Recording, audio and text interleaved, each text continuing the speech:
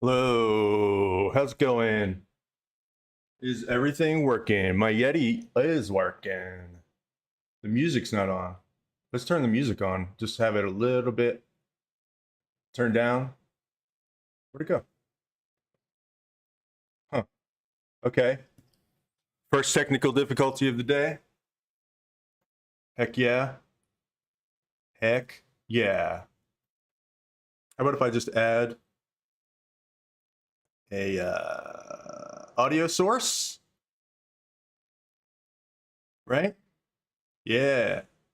Mac OS audio capture. Epidemic sound. And we're going to say application. We're going to say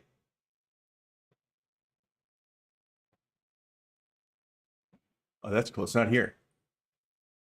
Super cool. All right.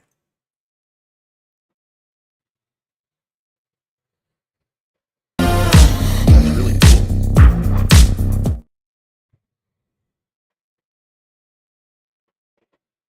All right. You know, I've spent the last 3 hours trying to get this everything running perfectly on the stream. Okay. Picture this. Picture it. It's been the last 3 hours since the crack of dawn, before the sun came up this morning, to figure out all the technical stuff on the stream. And I did a really good job. I mean, I have to admit, I did a really good job. And what is the first thing that happens as soon as I switched to the camera? My music went away. Not only that, but my music went away, and also, it's not here anymore. It's like not even doesn't even exist on my system anymore. That's pretty cool, right? All right, so we're just gonna dance. I'm gonna dance to the music that only I can hear, and explain to you what's going on this morning. What's going on? Welcome to the stream. I am your streamer, Dan. It's 9 a.m. February 1st, Saturday, February 1st, 2025. And here I am. I'm going to do some art today. We're going to talk about some stuff today. This is a bird themed stream. Why? Because that's what I feel like doing. And I just keep collecting things about birds. First, I'm working on a solo show. Actually, I haven't booked it anywhere yet, but I'm working on a series of paintings for junk fast food. Wow, that's crazy. Why did I do that? Birds and junk food. See, like originally it was birds and fast food, or fast food birds. That was originally what it was. But I ran out of fast food. And so I had to change it to junk food birds. And so now it's all effing jumbled up in my head. And so I will say that I'm working on a series called Junk Food Birds. And it started with some other paintings that I will tell you about in a second. But that's what we're going to work on today. I don't know which one. I thought I'd spin the wheel, figure out which one we're going to work on. We'll do a little warm up. I got some bird facts to drop on you guys. And then I think, I think we'll probably talk a little bit about something non-bird related. David Lynch, the director, artist, his recent passing kind of sucks. But of course, when you hear about something like this in the news, you start thinking about like, oh, especially since I kind of, I looked up to him. I think he's really cool as like an artist, a creative person. And he just kind of did his own thing, which is something that you just have to really, really respect, especially when somebody does their own thing. Somebody does their own thing and they achieve some kind of, success. So I want to talk about him for a little bit, and we will get there when we get there. So, yes, I'm going to do a warm up. Oh, first, let me tell you this. This is the Saturday morning art stream, which means that it's Saturday morning and I will be doing art. And since that's all happening, I don't want to talk for too long. I'm going to set a timer for how long I talk. This is the kind of thing I have to do.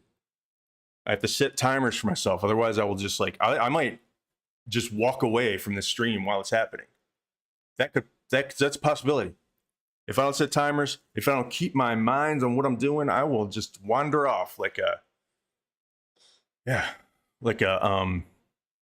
don't know, like a little bird, I guess you'd say. I'll just jump off, hop off, looking for seeds or whatever. Where was I? Oh, Saturday morning arts. I don't know if you remember this or not because it was a long time ago, but when I was a kid in the 1800s, we used to have Saturday morning cartoons.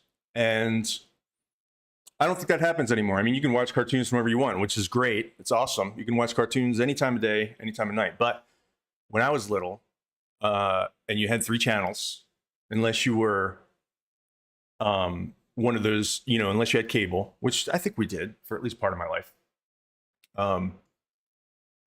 When I first moved into my apartment, I didn't have cable for a while, so I was still stuck with the networks. What's my point? My point is, in the morning, you could wake up, you could eat cereal or whatever, and maybe your parents aren't up yet, and you're up though, and you can go turn on the TV and watch Saturday morning cartoons. They would play cartoons back to back to back to back. It's from like 6 or 7 in the morning until like 10 a.m. And so I thought, I'm going to bring back Saturday morning cartoons, but I'm not really. I'm not going to bring them back at all. I'm going to just hop on that 20-year ago trend and make it an excuse to stream on Saturday morning. That's really what this is all about. But at the same time, I will, in some way, shape, or form, do a nod to Saturday morning cartoons with the warm-up today. So we're going to warm up. I'm going to warm up a little bit. And let me start a new document before I come over there. Yeah, I'm just going to warm up. I'm going to just start drawing. And I think it's as good a time as any to go to the painting. And I'm going to pull this up.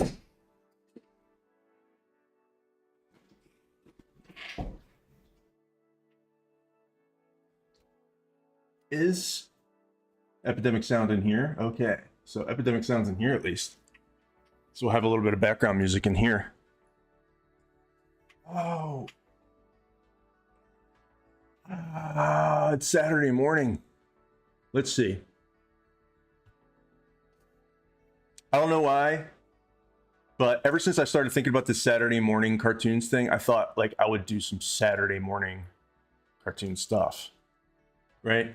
So I looked up, I found some reference, some Jetsons reference. And I don't know what I'm going to do. I'm just going to start drawing. I just need to warm up. I haven't drawn today yet. So I'm really just going to start making marks on the canvas and set a timer, because if not, I will fall asleep. I didn't make a 15-minute timer. Why not? Don't know why not. All right, so I'll set a 10-minute timer and then a 5-minute timer. That will add up to 15 minutes. Let's see.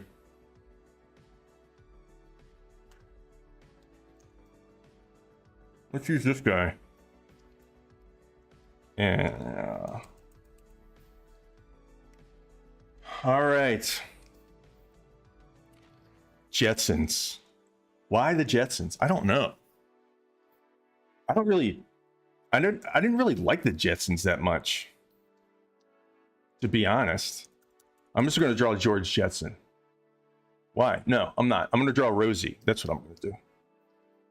Rosie looks mad in every one of these pictures that I do. I don't know why. Also, I don't know why my baseball hat's going to hit the microphone. It's going to be a thing, I guess. Rosie the robot. I mean, that's pretty much my jam, isn't it? Robot. Rosie the robot. I always do that. What just beeped? I have no idea what just beeped.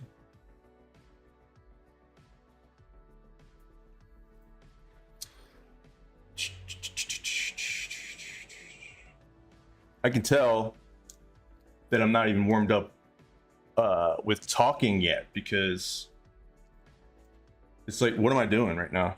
You know, I don't know how to use Photoshop suddenly. Here's what I'm gonna do. I'm gonna fill it with, where are the, Photoshop loves to do this to me. It's like, haha, I'm over here now. I'm over here now. Such a jokester. It's like a little Loki. Wouldn't it be crazy if my mic wasn't even on right now? It is on. Okay. Welcome to the stream. Welcome to the internet. Here's what I'm doing right now. I'm gonna keep talking, for one thing, so I don't just fall into some kind of weird, awkward silence while I'm streaming. I don't have viewer counts on purpose.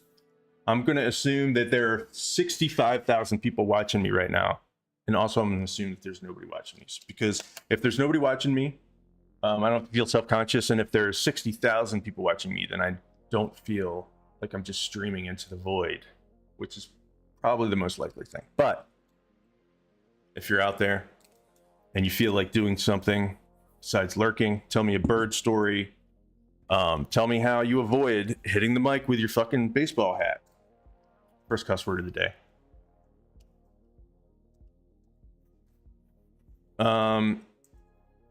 Yeah, we're not gonna do anything special here yet.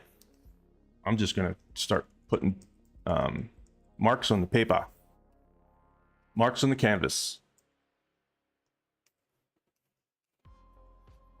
So yeah, anyway, if you're out there, don't be shy. Don't be afraid to say hello in the chat.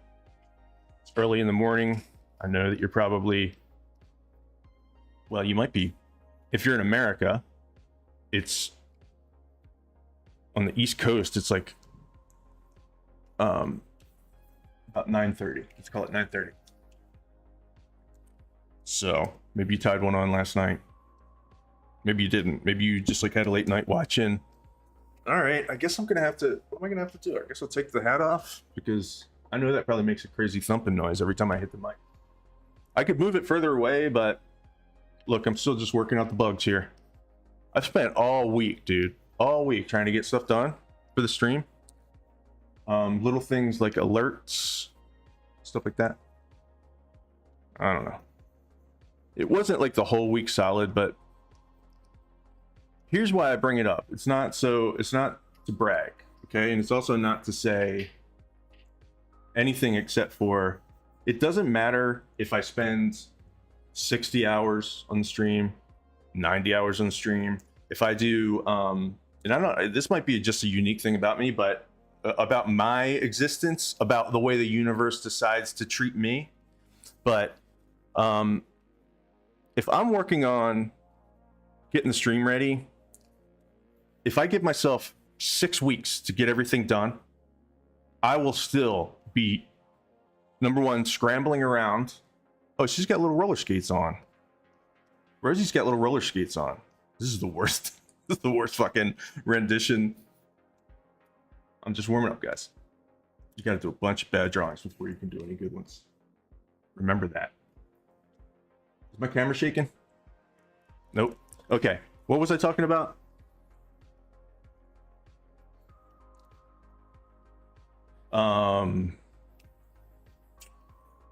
Well, there we go. It's the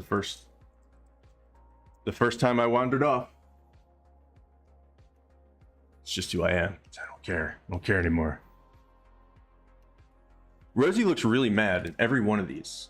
Is it just because, does Rosie have, what do they call it? Resting bitch face? Is this, or I don't remember. Was Rosie's character really annoyed all the time? That would be kind of a funny twist on the maid, the robot maid. See, look. Wait. What is happening here with her? Yeah, she's yelling, right? Anyway. Holy dough. Wow. I have no idea what that beeping noise, that constant beeping noise is.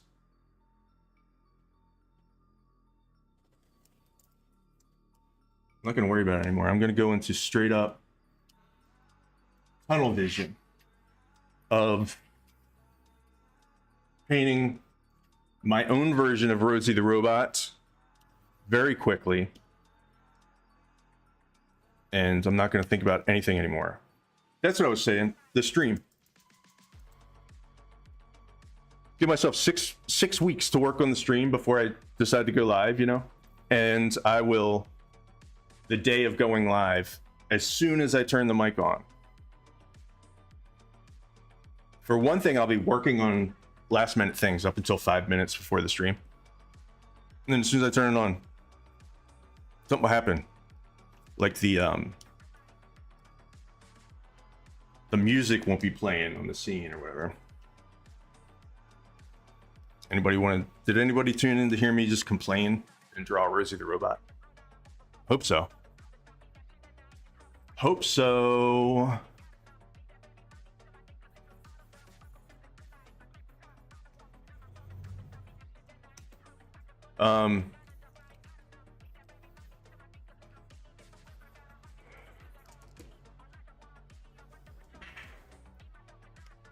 The Jetsons.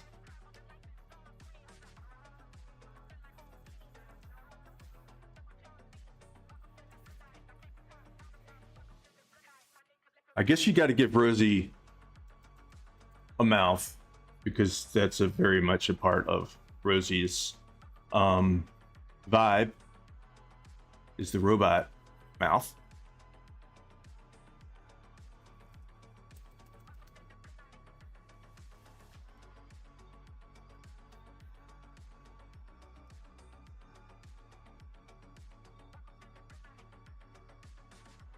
Warming up here. Warming up. Getting the vocal cords warmed up. Getting the cobwebs out of the brain. Actually, this is a big part of this. Because I have been doing things all morning. Not related to talking and painting.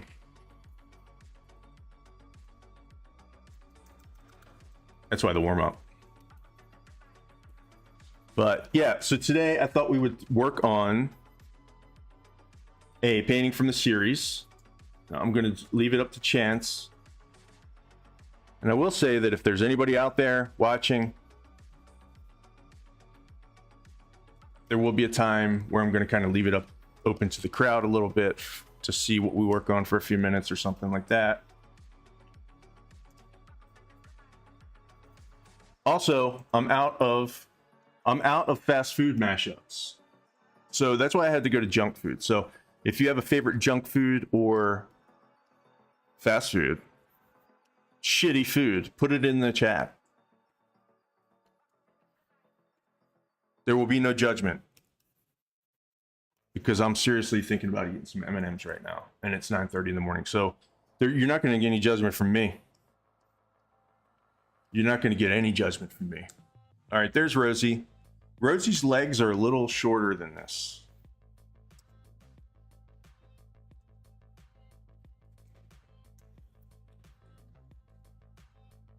And I think that last week I was going to go live last week, and I did not. I ended up not doing it because I kept running into more technical crap. This is a long journey. What it was last time I streamed was in the evening, and I just kind of turned on the thing, right? Turned on the thing, and it was a lot of fun. I had a lot of fun, but somebody raided me on Twitch. Somebody was nice enough to raid me on Twitch. Go get people to raid me. And I didn't even notice it because I didn't have my stream alerts set up, because I thought, hey, screw it. You know, I'm not going to get all into all this technical stuff because, well, it's not that I'm not technical, because I have to work with technology all the time, but I have no patience for technical stuff with software that's glitchy or dumb or whatever. And so I have a really short patience fuse when it comes to that stuff, I'm going to admit. So I didn't want to get wrapped up. I just wanted to go live. You know, I didn't want to get wrapped up in, oh, I need to make sure everything is working right. I need to make sure that my alerts are coming through and stuff, right? But I felt pretty bad when this person took the time to raid, and then it was like this awkward. It was awkward because I caused the awkwardness, because somebody raided me, and all of a sudden there were all these people in my chat, and I didn't get an alert or anything, and I was like, hey, hi, what's going on? And then,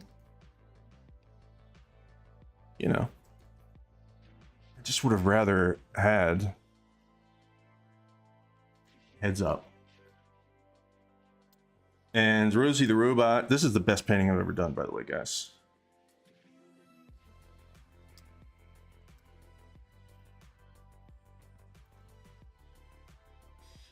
The best painting I've ever done. Okay, so Saturday morning cartoons. The first Saturday morning cartoon. And then let's add a little pizzazz to it. Let's add some razzle a dazzle.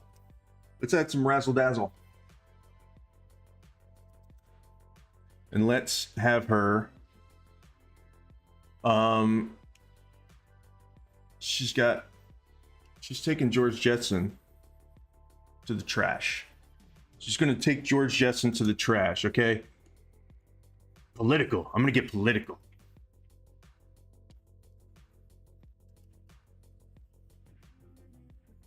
I don't know what that means. She's gonna take George Jetson. Meet George Jetson.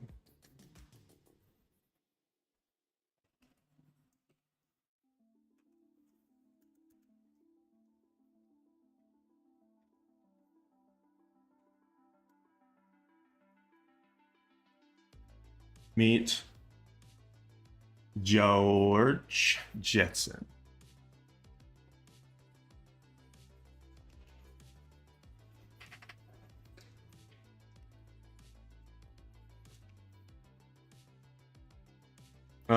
His shirt goes right into his neck. His face goes right into his shirt. He does not have a neck. Okay, in case you wanted to know, he does not have a neck. Repeat, does not have a neck.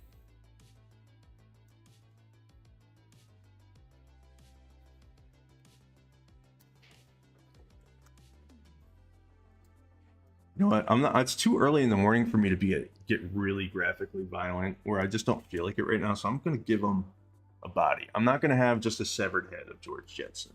Okay, I'm gonna do like this. I'm gonna give him a little body. What kind of shoes do you think George Jetson has? He's got blue pants. I'm gonna say he's got black shoes. He's got like sensible shoes, right? Okay, so this is my opening masterpiece. My opening bid for deal, thing of the year, whatever.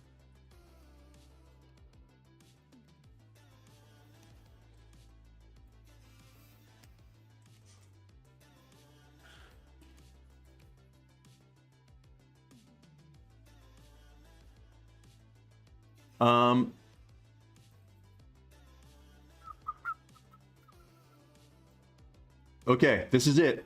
There's George. Meet George Jetson. Rosie the Robot.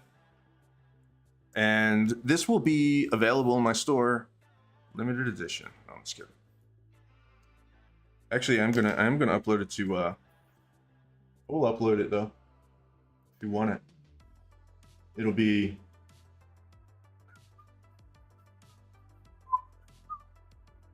compliments. We're gonna say warm up. 2, 1. And it'll be here. It'll be here even in the future.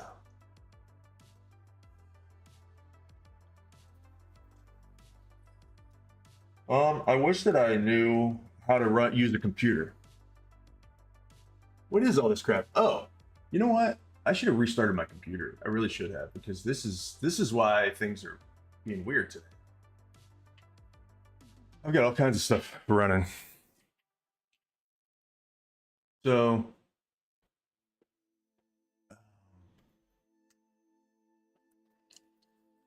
Can I get a copy Dropbox link? Let's see if that'll work. I'm gonna put that in the chat. Compliments.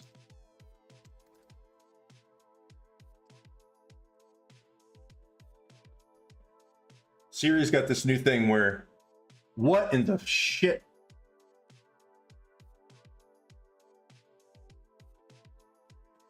Okay, so copy paste is just gonna do whatever it wants. Cool. Cool.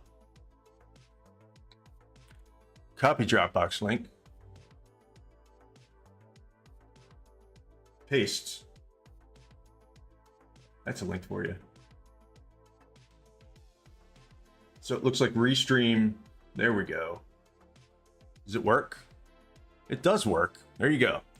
All right, so there's a Dropbox compliment for you. So now let's bring the wheel of names. Let's do it. Here's what we're gonna do. We're gonna put in, I don't know, I was gonna make this fun or more fun. Like either way, it's gonna be fun. I don't know if I should just do, should I put in paintings that I've already started? Or should we start a new one? Starting a new one is going to be me fumbling around in the dark for a while, which is just happens with the beginning of a painting. Working on one that I've already started on is probably going to be, well, it'll just be different. But like I said, I'm out of fast foods, so here's what we're gonna do. I'm gonna say, I'm just gonna let me just start. I'm gonna say pizza, tacos, what else? Twinkies, cupcakes,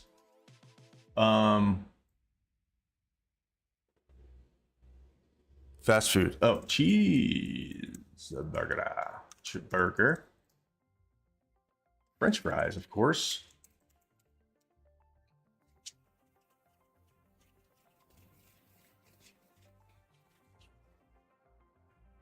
I think we need two more. Let's say milkshake. My cat is named Milkshake, by the way. Milkshake and let's see. Those are all fast food. So what's one more junk food? Let's say Reese's peanut butter cups. Peanut butter cups. That would be interesting to paint. So I guess that's what we're doing. We're gonna do best out of three. First one to three. Twinkies. I should have put that one. I don't like Twinkies. Yay. Close. All right, cool. First one to three. French fries. This is to see which fast food is going to be in this fast food birds painting. I think I'm going to start a new one today. French fries, 2 French fries is that going to keep a count? Well, I guess you can't have them all, right?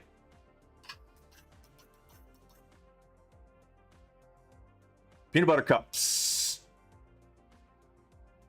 Let's get them cups.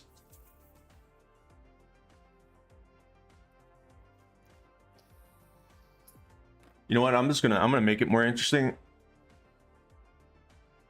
And I'm just gonna remove Twinkies because I don't even want it. I don't want Twinkies on here. Twinkies are out.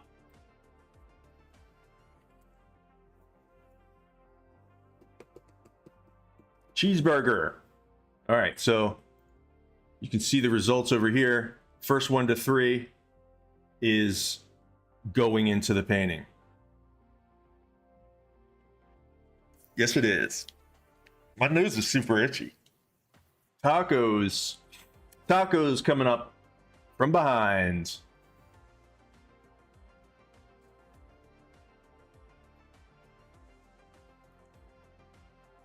Cheeseburger, double cheeseburger.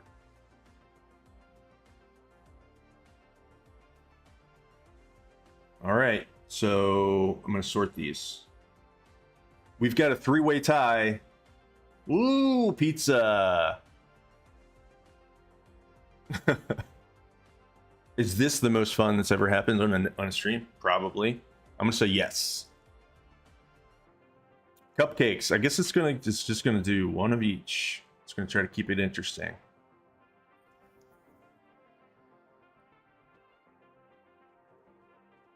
Cupcakes again. We've got a four-way tie. This is the most exciting fast food wheel spin that's ever happened. Oh, milkshake. You know what? I'm starting to think that they got this shit scripted or something. Peanut butter cups. I think it's going to be peanut butter cups. Okay. Peanut butter cups. Nope, this one doesn't count. So we're going to do a new one now. I don't know how to do a new one.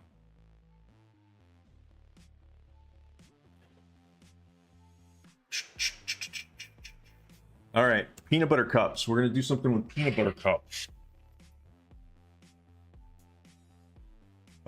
Let me put that as a source. Peony BB tips. All right. Peanut butter cups. And let's change it to my font that I made with my own hands.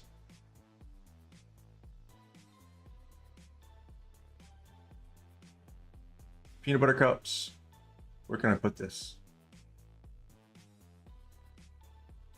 We're going to say peanut butter cups, and I'll move this out of the way because this is very important. I can't move this, right? I can't just hide that. All right. So first of all, here's what I'm going to do. Let me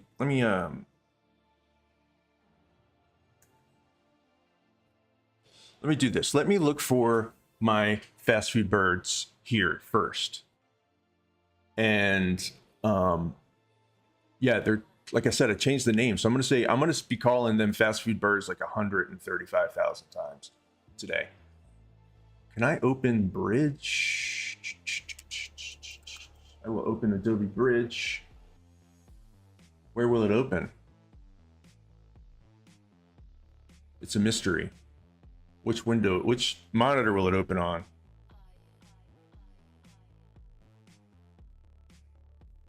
It'll open on none of them. I wouldn't have guessed that.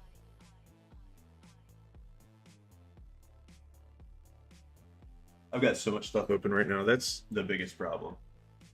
What's going on?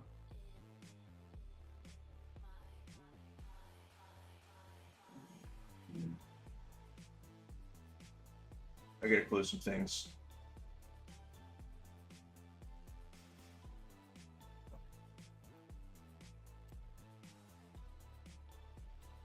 Adobe Bridge.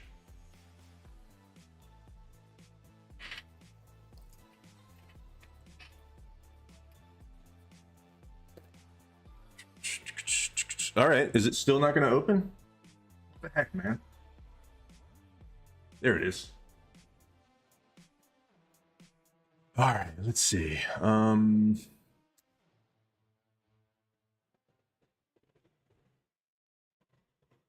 What was I doing? Fast food birds.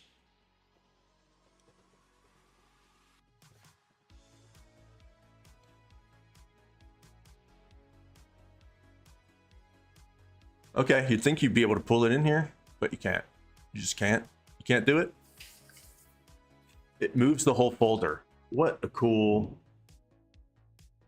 amazing thing. Let's see, new window.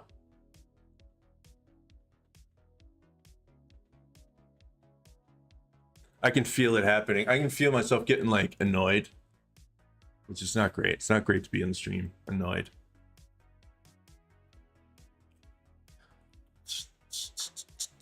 Let's see. And it's me though. It's the reason why is me. Like I can't concentrate on anything, man, for long periods of time. It starts getting weird. All right, so I think that this is. Here's my cat milkshake. What are you doing, dude? This is a lot of the sketches I have. Let's see if I have any more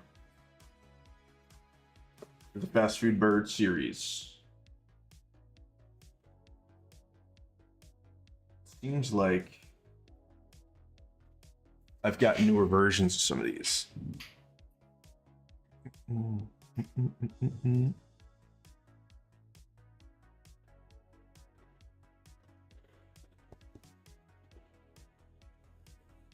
And I'd like to look through them. I'd like to be able to look, see them all next to each other, figure out which one we could work on.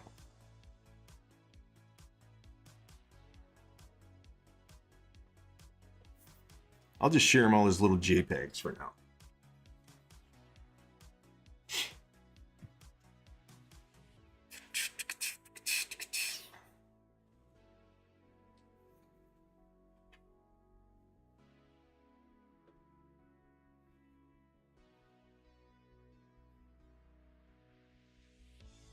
All right, what we got?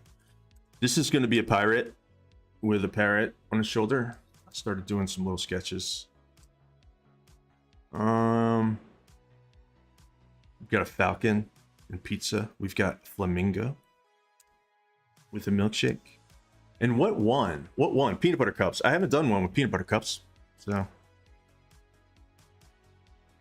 let me. Okay, here's what I'll do. I will try to figure. Okay, here's what I'll do. I'll do a woodpecker with peanut butter cups, because I haven't figured out a good thing to do with the woodpecker yet.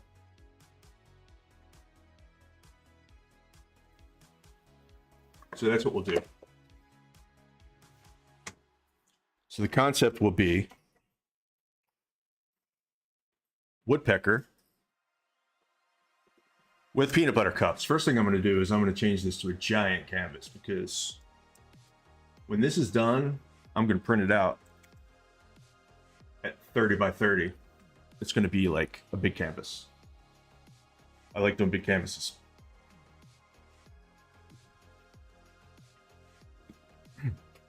Okay, so we're going to say peanut butter cups, and let me put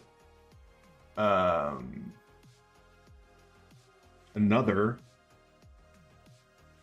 Whew, man, I'm worn out already with all this text.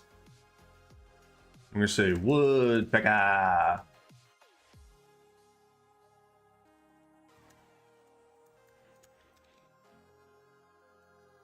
Woodpecker.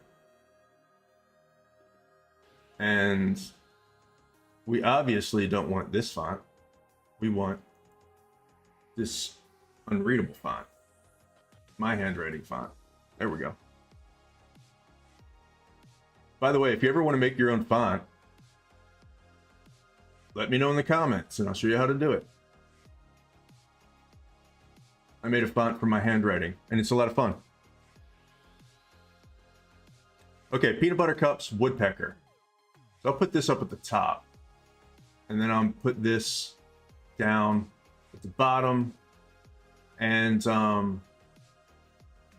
let's just be a little weirder.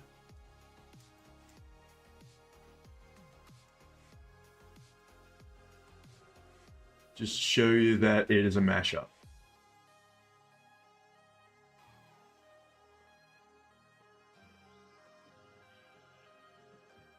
Maybe I could spend a little more time on things that do not matter at all. All right, there we go. Peanut butter cups and woodpecker is what we are doing right now. Part of my junk food bird series. So I think next we might want to get rid of this Jetsons shit and do a new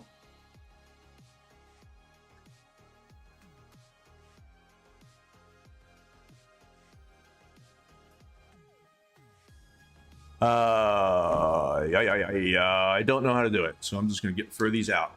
Here we go. All right.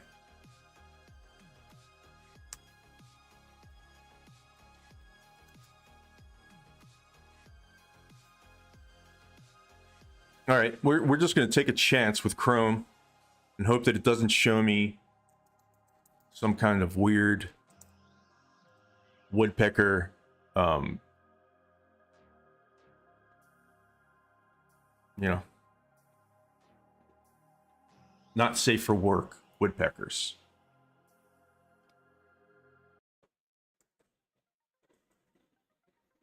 Bro, where did it go? Oh my God, dude. I'm struggling this morning with all these windows. I think it's like too early in the morning for all these windows. Maybe I need coffee.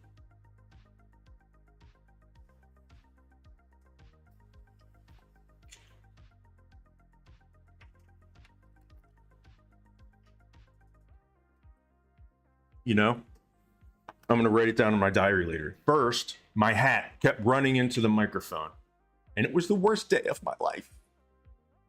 All right, woodpeckers are really cool. I actually did a video on woodpeckers. It's weird, these things keep coming back up. I mean, I do like animals, so I think that's probably what it is. I get like I get like into learning about animals, different ones, you know? And I think it's a lot of fun. Because like that's one of the coolest things about painting, and I'm sure that you can apply it to many other like creative endeavors, right? Why does it keep pulling up Wikipedia? Go away, red-bellied Wikipedia woodpecker. I thought that when you did this, you could like get it to open it in a window, but I guess it will just take you to the website.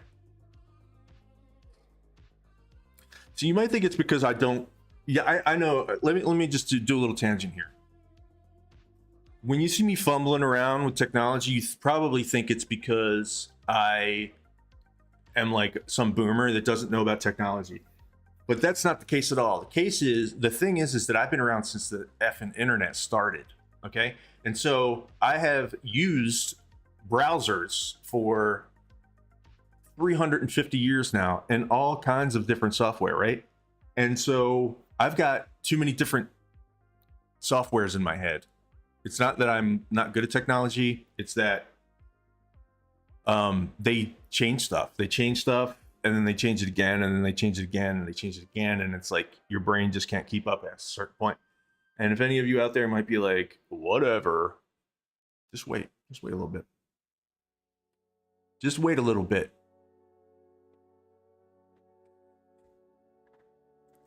Like I never thought I wanted to retire, right? That's been like, it's such a weird thing for me to want to retire. Like, I just don't want to, because I would rather have a job that I like, you know. I mean, of course that's a kind of an immature take, but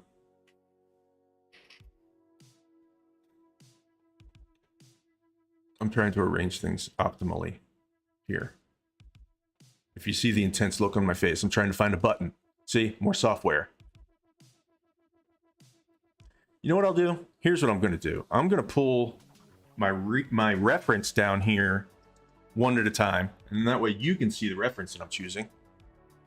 And it'll sometimes just decide to flip around to a different screen, but we'll just live with that.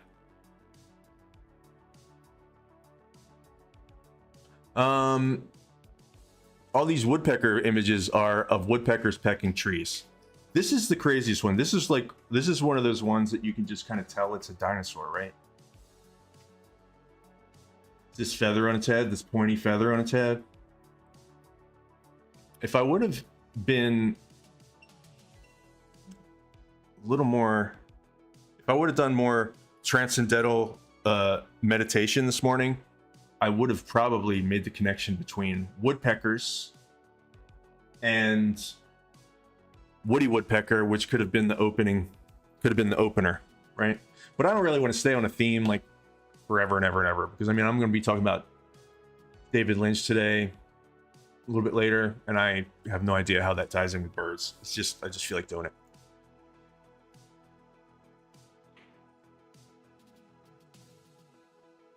Let's see. So what do I need? I need woodpeckers and I need peanut butter cups, right? Peanut butter cups. Because they've got a very distinctive, I mean, these are Reese cups, right? But everybody knows these ridges, I think.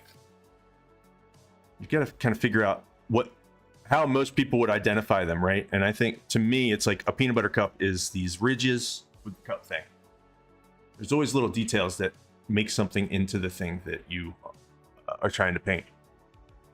And that's what I was going to say, is that what's been cool about being an artist and being creative, it doesn't matter if you're like selling a bunch of paintings or whatever. Like, one of the coolest things about it is it keeps you interested in the world, or at least it does me. So like, you know, I go off and I'm finding reference photos for woodpeckers, and my mind just goes toward like, wow, what are these things? You know, like, what are these things? Why do they smash their heads into trees? You know, et cetera, et cetera. Here's one with some babies. These babies are as big as the mom. I don't know what's going on here. Maybe this is more of like maybe this is a drive-through type of a situation, right? Wait a minute. Is this photoshopped? I don't know. You never know anymore. Woodpeckers. And then it just makes you think about, it just forces you to kind of like think about stuff. And if you're like me, it's like, I don't know. I mean, I'm not really super interested in, I'm just not interested in trendy stuff. I like all creative things. I watch movies that are recent. Like, I watched Nosferatu like twice in the past week. It's a fucking ridiculously good movie. That's why this is existing, actually. Because this is what Count Orlok says. So it's not like I just stay away from trends, because I'm not like one of those hipsters that's like, oh, it's popular, so I don't want to watch it, you know. But I do tend to gravitate toward like esoteric stuff, and so I'm not really necessarily a top 40 type of a person, right? And so when it comes to being able to relate, I'm not really able to talk about like the top 40 or whatever. Top 40 isn't even a thing anymore. See, like, that's how out of touch I am. Does anybody even say top 40 anymore? Is there even a top 40? Is the top 40 just like run by some artificial intelligence now? I'm gonna assume it's like 40 Billie Eilish songs, right? It's like, that's as trendy as I get. There's all these different woodpecker patterns, but I would say that if you wanted to say what is a woodpecker, you would say it's this, right? It doesn't mean we can't have a little bit of fun with the patterns and stuff, but to me, it's like, this is kind of the woodpecker, right? So I think we've got enough there. What's this guy called? So I just got to look up woody woodpecker real quick, because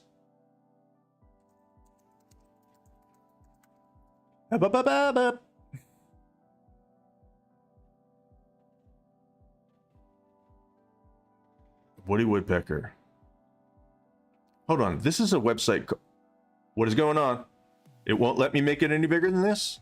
Is my computer frozen up? Holy dog. Holy dogs.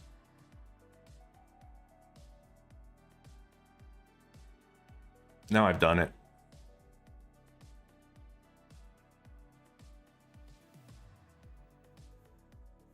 This is on a website called loathsomecharacters.com.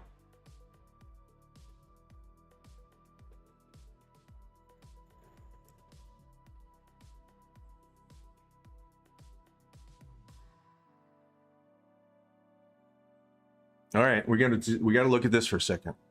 We're just gonna have to look at this. Woody Woodpecker is featured on. Speaking of loathsome mode, always on top mode. No way, buddy. No way. Speaking of loathsome characters, let's see. Woody Woodpecker is on a website called Loathsome Characters. It's a blog, I guess. So, spoiler warning for this 1940s guy. I didn't know that Woody Woodpecker came back in 2017. Very interesting. I just want to go to the awful qualities. During his first few years, Woody's design was very ugly and creepy. Show me. Is this it? I don't think he's that creepy. He's goofy looking. All right, that's strike one. I don't need your judgments. I just want to know. Holy dogs. I guess that's my new thing that I'll say. Yeah, I'll accept your cookies this time. Psychopathic. There we go.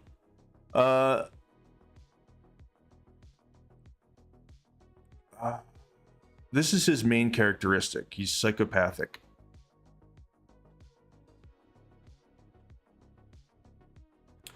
Oh, okay. This is dumb. This is like reaching, you know? I thought it was going to be funny, but it's not. It's like a cartoon in the 1940s featured bullfighting, and since he was in it, he supports bullfighting. Woody Woodpecker supports bullfighting, which is a violent sport that encourages animal abuse. So, this is obviously written by a person that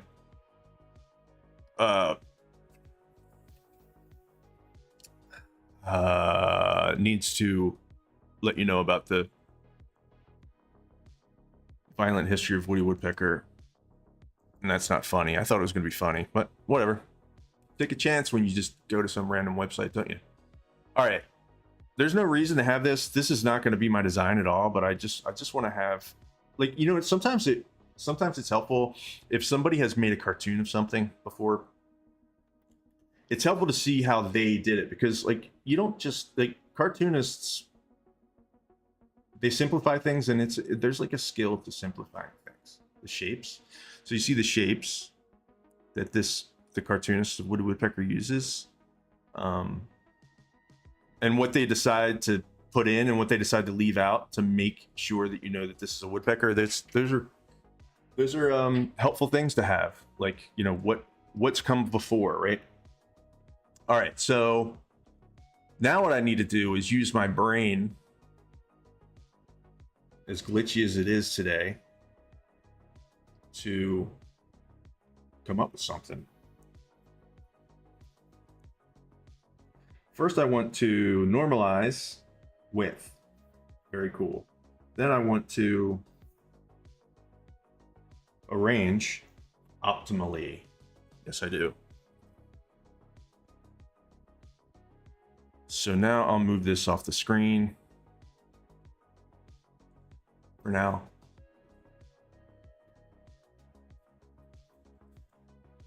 And it will just disappear. It'll just disappear into the void of nothingness. Like, where did it go, bro?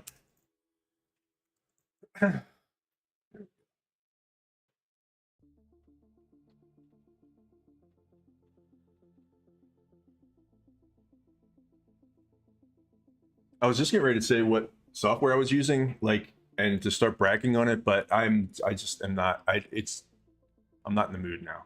I've lost my appetite for saying that this software is good, because it is not. It's like jumping around on these other monitors right now, and it's making me blooming blood pressure go up a little bit. Let's see. We're gonna go and we're gonna just duplicate that, and I'm just going to put it up here for reference because I think it's a pretty cool simplification of the woodpecker. But also, we don't know what we're going to do with Reese cups yet, right? What are we going to do with the Reese's cups?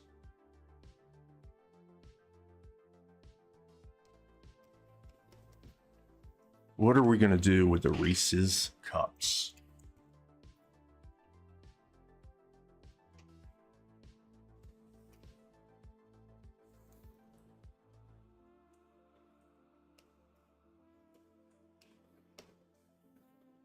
Why does what is going on, dude? I can't use Photoshop today. It's so weird, man. Why is my like social anxiety level so high today? It's really weird.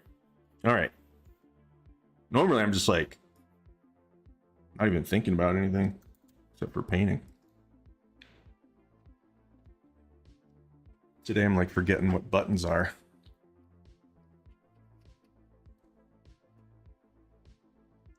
So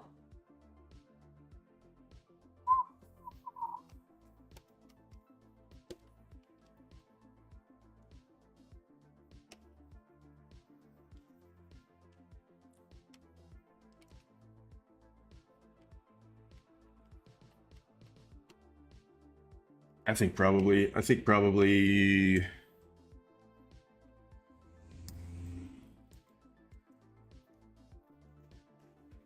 something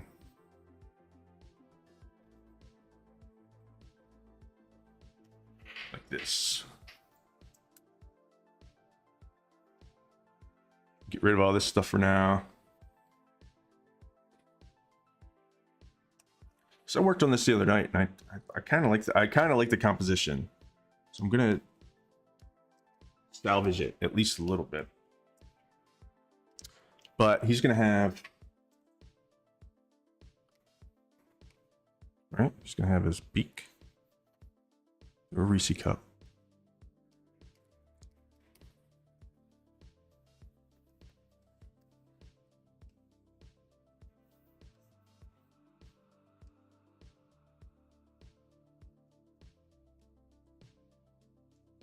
Huh. That's an awful. Oh yeah, this is a 30 by 30 canvas. That's why this is not a good brush for a 30 by 30 canvas. Let me see if I can find a brush that's not as laggy. I'm just gonna use a square brush.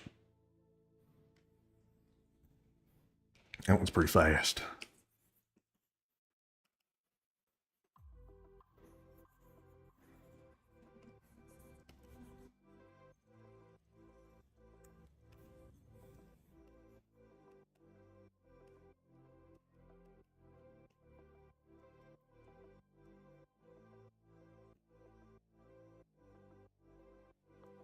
And then we can have, you know what we could do? There's little. This is a scene that you'll sometimes find at my house, and that is the gold foil from Reese cups everywhere. Because I can't just eat one Reese cup. I'm gonna admit. Yeah, I'm starting to think this would be kind of a pretty. This would be a cool painting. This guy is standing in nothing but Reese cup wrappers and those little deals. Right? Reese cup wrappers right here. That would mean he'd have one of the mini cups.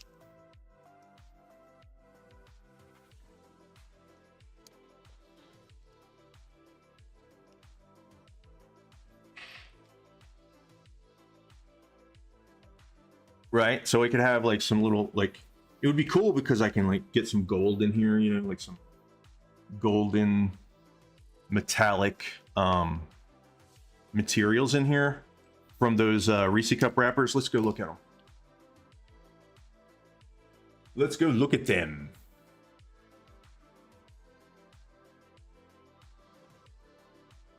Mini Reese's cup.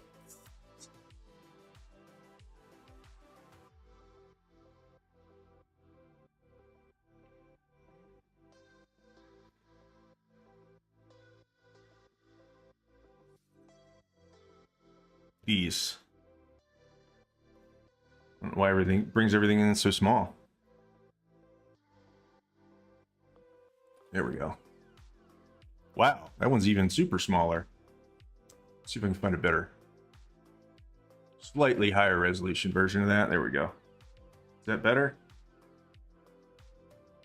All right, and then we will do hey guys, check this out. You might say this is too many Reese cups. To each their own, I guess. Let me look up that Reese cup wrapper. Mini Reese cups wrapper. I'd like to see it. There we go. There's like a little bit of crinkly foil. That's what I wanted to do. This is good to see. So I can imagine like some cool textures in this from these wrappers. And yeah.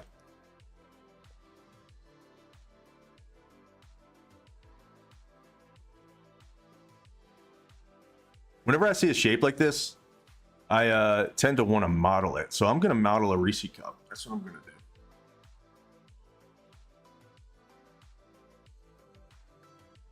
All right, so I'm going to move this reference out of the way again. If I could ever get pure ref to do what I want it to do, when I try to move the window, I cannot move it. It is forever stuck here. Let's go. Let's go. Let's go. There we go. Nope. Nope. It threw itself over here on this one.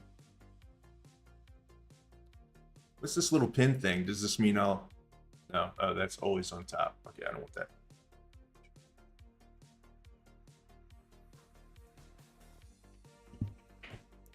All right.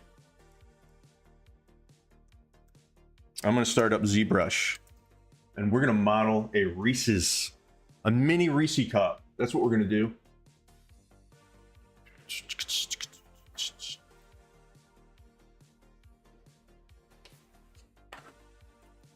I think it's only a matter of time before my version of ZBrush stops working, which kind of sucks. I bought a perpetual license.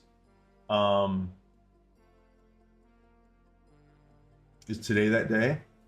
No, there it is. Most recent session was abnormally terminated.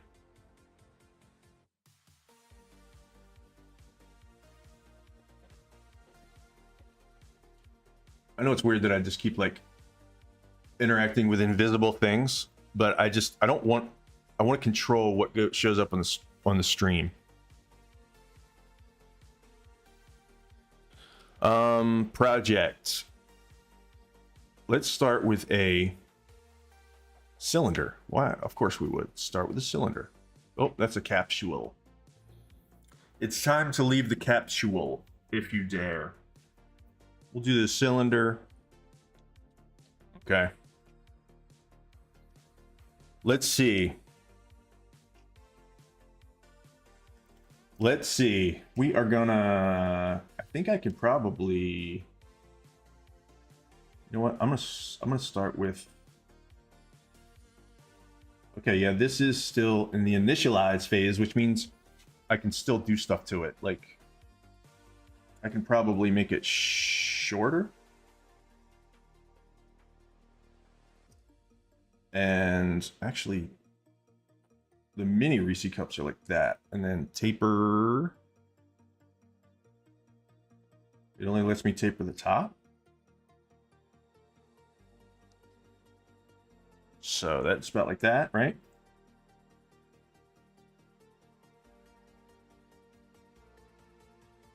Yes.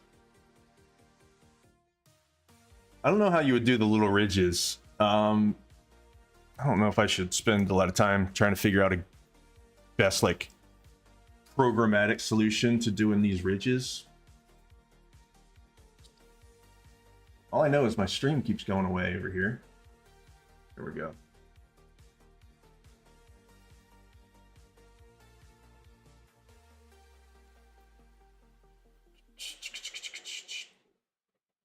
All right.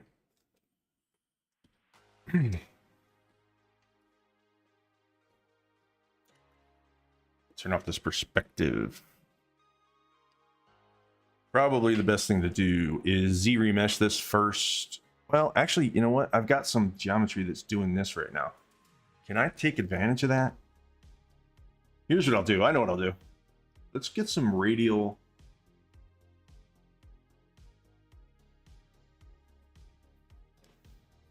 symmetry, which means that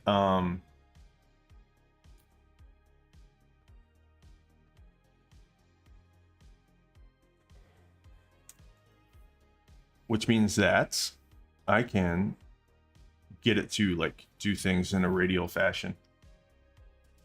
How do you? I forget how you. I forget how you do the symmetry or like do options for the symmetry. Having a hard time today, guys. Here we go. Activate symmetry. Boom. And then radial count. I'd say about 12, 15. And it's going the wrong way.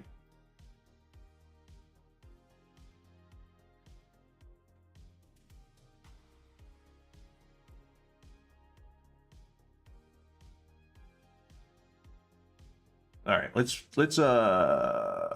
get this guy over here so I can keep working on it. So it's not X. Is it X? No. Is it? This must be Y, right? Y, and then we might just be able to do that like that. But let's see. How can I do this? I could do this by.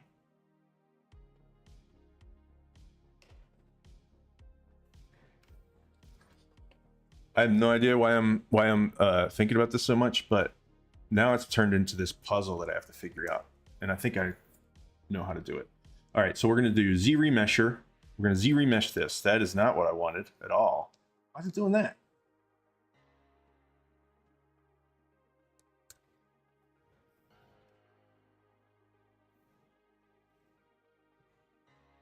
Oh yeah. Oh, why is it doing that? That's crazy. I'm just gonna do Dynamesh. And I'm going to do polish. And I'm going to do medium resolution.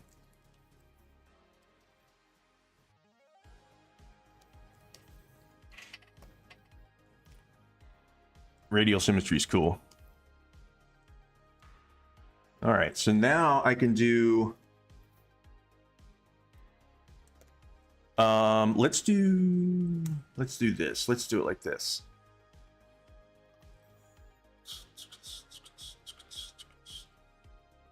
Yeah, this is kind of crazy, but I'm gonna do it like this. I'm gonna do a IMM basic.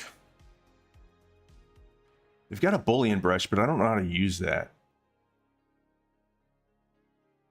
So I'm just gonna do it. I'm gonna do it the way that I know how to possibly do it. All right, so basic geo. Do it.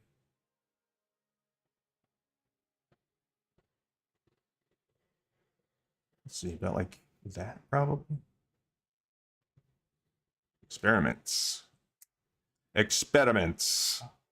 And then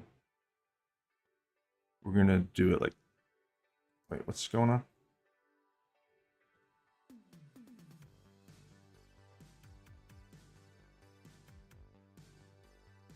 We're gonna do some dancing squares. I think they're a little bit skewed, so I'm gonna have to do this again.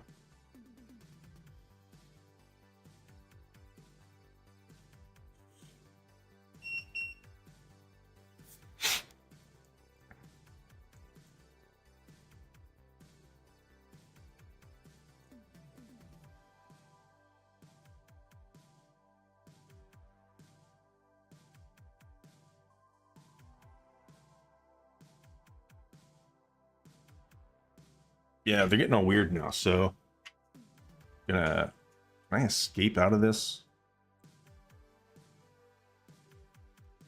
I don't know how to cancel it. I'm just gonna have to undo it.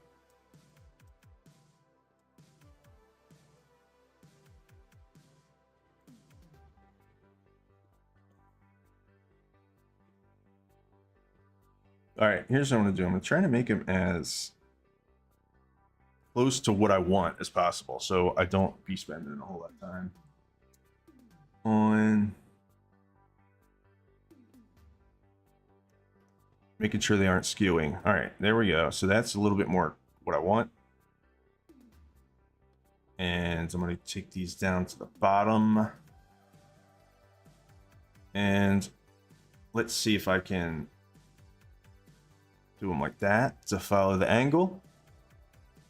Not too bad. Then we'll turn them. This. Not too bad.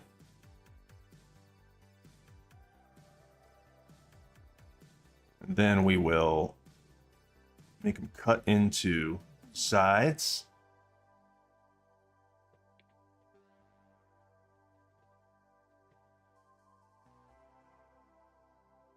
By the way, there's absolutely no reason for me to be doing this. I just felt like doing it. I felt like seeing if I could do it, you know? You know what the best way to do this, I think, probably, is to take... Okay, here's what I'll do. Maximum control.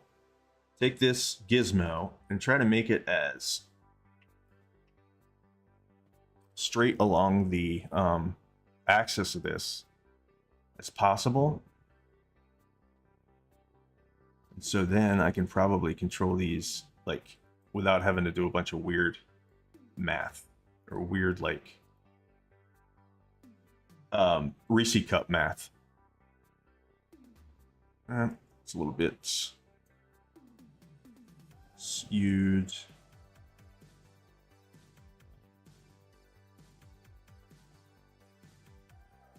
All right, there we go.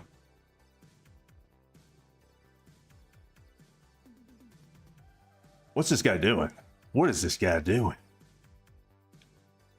I'll tell you exactly what I'm doing. What I'm doing is I am going to... Now I'm going to split...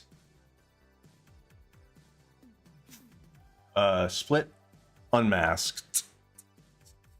And I'm going to turn this into a boolean. And then I'm going to see if I can get these two... Oh, that's weird. What is it? Shift F.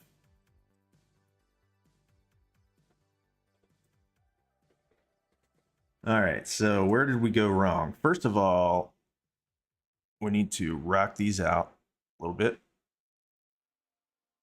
And maybe perspective would help in this case. And then move them in about like that. See what it is they need to, actually they need to be touching at the corners.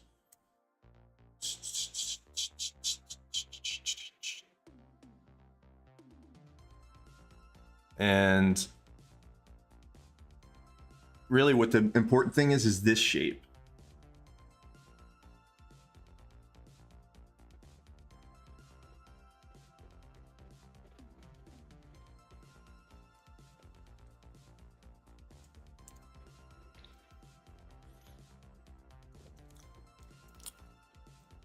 I mean, if you knew that I was trying to make a Reese cup, that'd be okay, but it's also not quite right.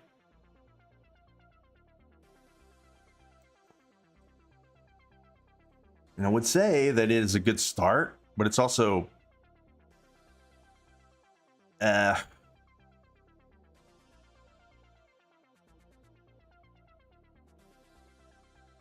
right, here's what I'll do. Can I do...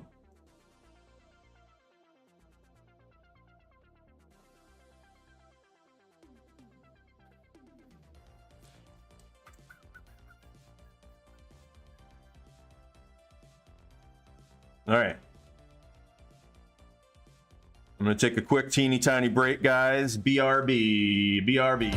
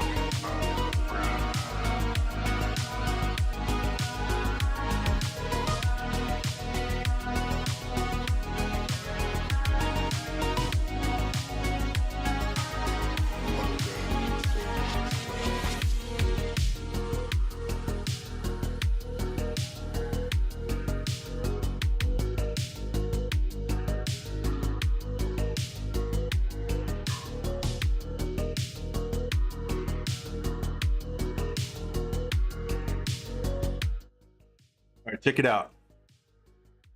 Homing pigeons. All right.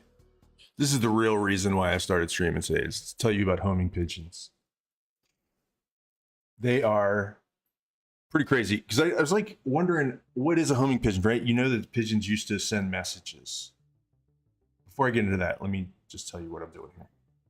I had to kind of like stop and take a breather and figure out the best way to get some decent ridges going on for this mini Reese cup. So I think that I've got that going on a little bit now, you know? So what I need to do now is I've got radial symmetry going. And so now I'm going to split unmasked points. Should I do that now? Let me actually duplicate this first, just in case I got to start over. Because this is pretty good right here. And so like the thing that I had to do was just make sure that when I pulled them out, they're all kind of like, they've got the vector coming straight out of the cylinder, and also the gizmos aligned so I can turn them and do stuff, right? So that's optimal. Plus it's the bottom. So that means that when so like, see this, when I turn this, it'll turn it out from the center. So that's kind of what I needed. And I was fumbling around a little too much, so. I guess what I can do now is I can split masked points. And I can get rid of that. And then come back up here. Don't know why why is the cylinder still there?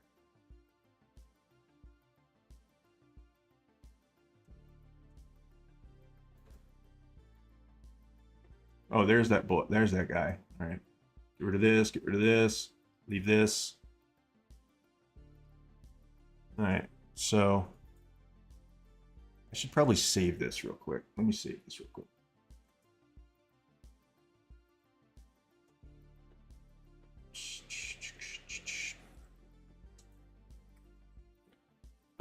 We will save this under fast food birds, and I will do woodpecker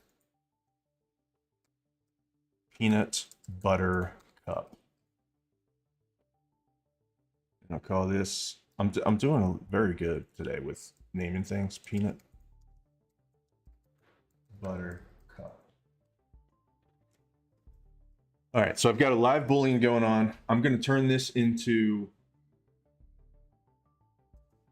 I'm going to move it underneath here, and then I'm going to turn it into a negative, which means that right now that I've got Shift F, I'm showing the geometry in, like, you know, preview mode or whatever. But when I turn that off, they're invisible because they are designed to knock out of this shape. So first I'm just going to do this, turn them. Do I need to make them bigger? Ooh, that's not going to work.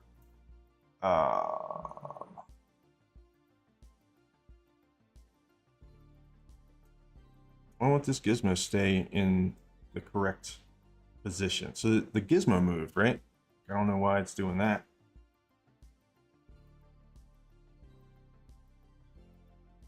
Whatever.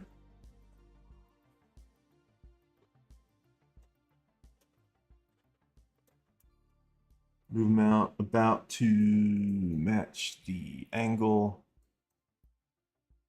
Seems right. Turn off. Let's make this what is it? Orthographic. Yeah, see, they started, I don't know how they did this, but they started getting janky. So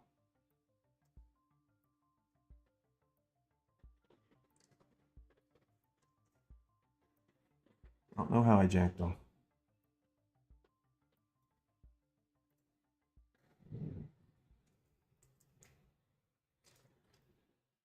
Don't know how I janked them, but we're getting something close going on now.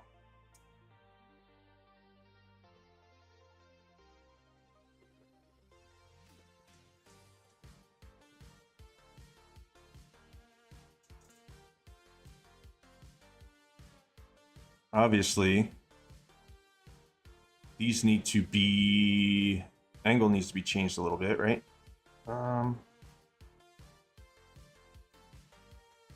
This is breaking my brain, bruh. All right, I'm gonna move it to there, and then I'm gonna move it to the bottom of the Reese cup, and then I'm gonna see if I can flare these out without making them twisted. They're a little twisted, but I'll see if I can get them to turn straight out.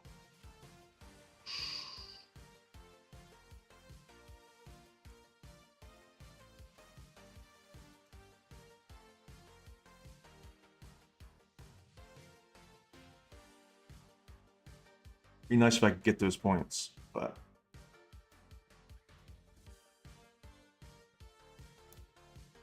that's not bad. I think I'm gonna call that good.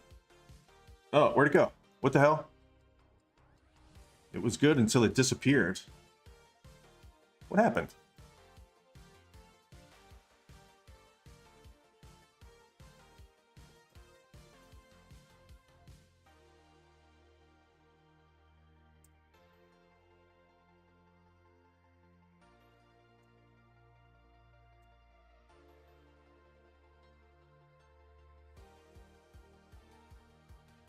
I wonder if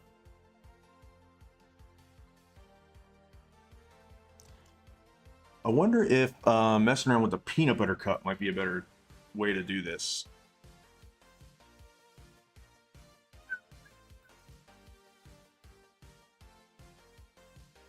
I'm going to turn off radial symmetry because it's driving me batty.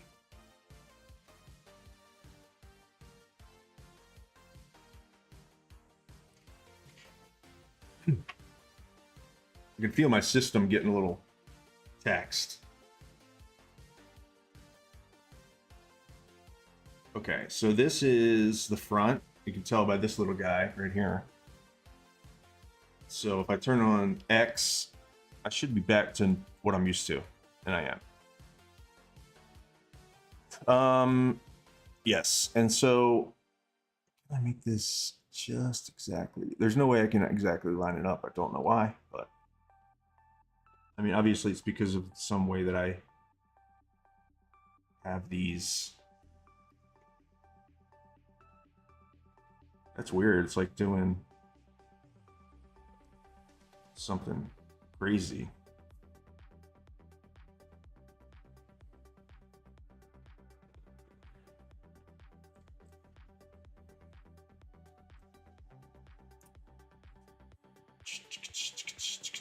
I'm trying to decide how much longer I want to mess with this because I know I could get it perfect sooner or later. But how much does it freaking matter? It does not matter that much. You know? Like, this is all going to be painted over, by the way. It's not like I'm going to be keeping this. So I'm going to call that good. I'm going to call that good right there. I'm going to merge it down. And if these are both Dynamesh, should be able to get it to just do a Boolean like that. If I merge.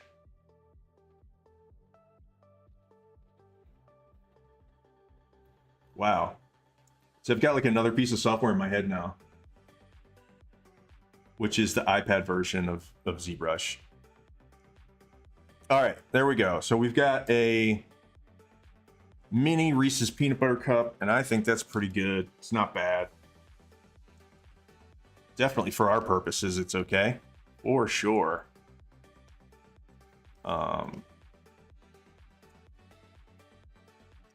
Because this is like by no means going to be the... It was really, honestly, this is not even going to like matter much in the final because I'm going to paint it. So it's really just for staging the painting and then using it as a jumping off point. So it really doesn't have to be perfect. I got into the challenge at a certain point. I got into the challenge and wanted to do it. I wanted to see if I could pull it off. That's basically what was happening at a certain point. So that's what happened. And here we are.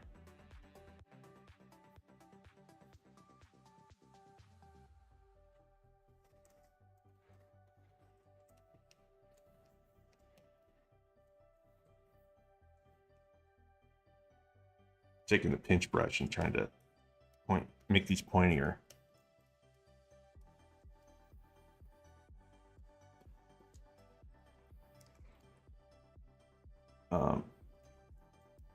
So if you don't know, that's a Reese's peanut butter cup. I'll tell you, house.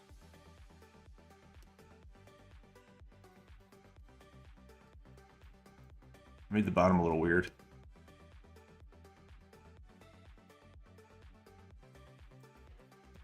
All right, now let's make a really fast, silly woodpecker.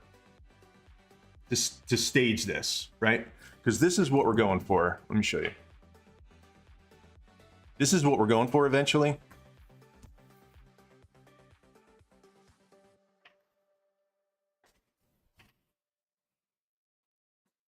Okay, and so while I'm making this, I'm going to stop talking about what I'm doing and I'm going to start telling you about homing pigeons, because this was pretty interesting to me. Because you probably have heard of homing pigeons. Like, they're this way that we used to deliver messages to each other. Carrier pigeon, homing pigeon. And I was just like, yeah, I knew they existed, but they're just like this thing that hasn't been around for a while. But like, legitimately, how did that work, right? How did homing pigeons work? And so, in my typical fashion, I looked it up.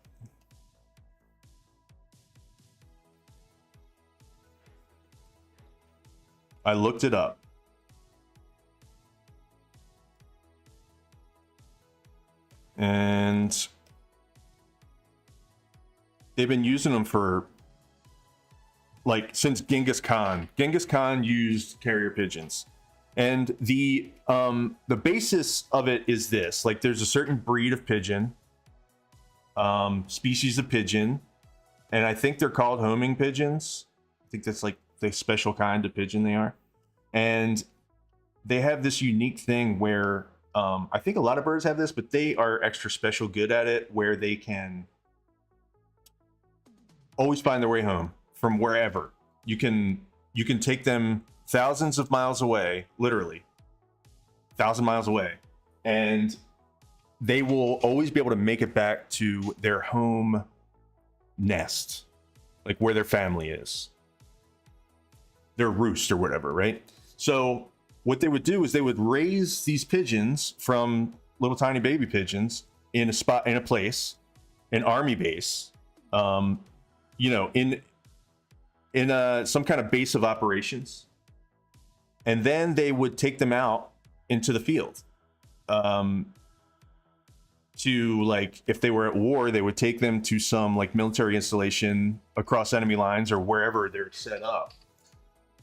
And so when they need to send a message back home, they would tie it to this pigeon's leg and let it go. And it would be, I mean, I wouldn't necessarily call it trained, because it's just doing what it does, right? But it would fly back home. It didn't matter. And these pigeons had like a 95%, 90 or 95%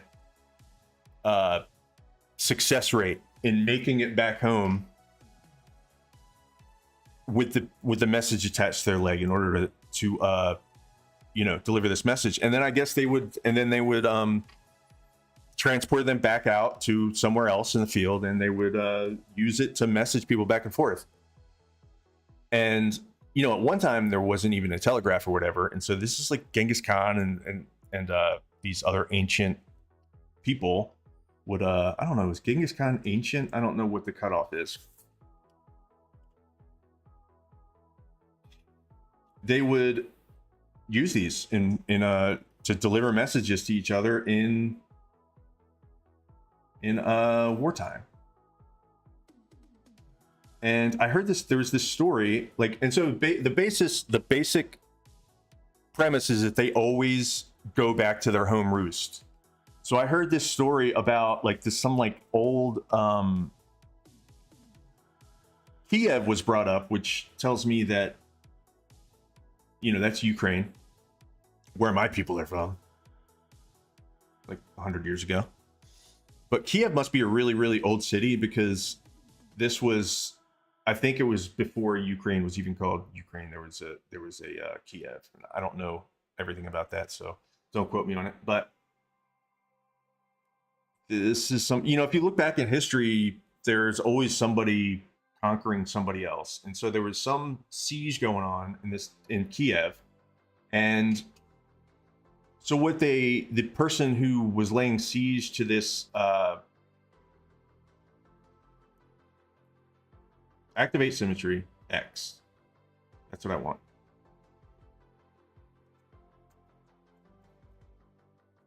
The army that was laying siege, the leader of the army was a woman, and what she did was she said she demanded tribute from everybody in the town. This is a fucked up story. She demanded tribute to everybody in the town of like pigeons and sparrows. Apparently they all had these in this town. And so they went door to door and they said, if you do tribute, then we will end the siege and we'll just leave. We'll go away. And so what they did was they collected all these pigeons from everybody. And I remember these pigeons are trained to go home. And so they took all these pigeons and they tied like flammable material to their legs. And then they let them all go. And they all flew back to where their nests. And they set the whole town on fire. So it was like a lie. It was like a trick. And they just like burnt the town to the grounds. That's a pretty crazy carrier pigeon story. They were like, and so World War I was, I don't know, I guess it's when they started doing stories. So like during World War I mean, armies, different countries' armies, they'd have like, you would be assigned to the pigeon unit. And you were in charge of making sure these carrier pigeons were good and everything, right? Let me just pull up my reference real quick, because I am going to just talk and mess with the sphere if I don't. I'm just trying to get like a very basic, I'm going to just do a couple. I'll probably just do a couple of spheres like that. Don't even need to do much. I would like to get this curve in here. So I'm not even going to use these spheres. I'm just going to use a sphere.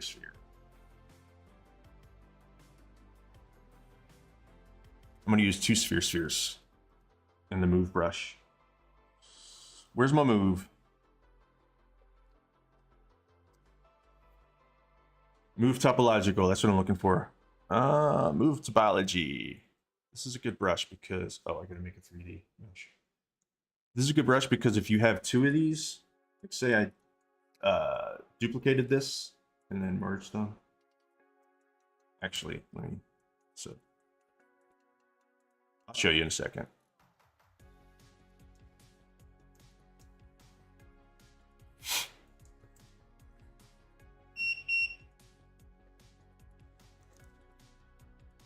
What is beeping? What is the constant? It's time to take care of this. I don't even see where it's coming from, man. It's crazy.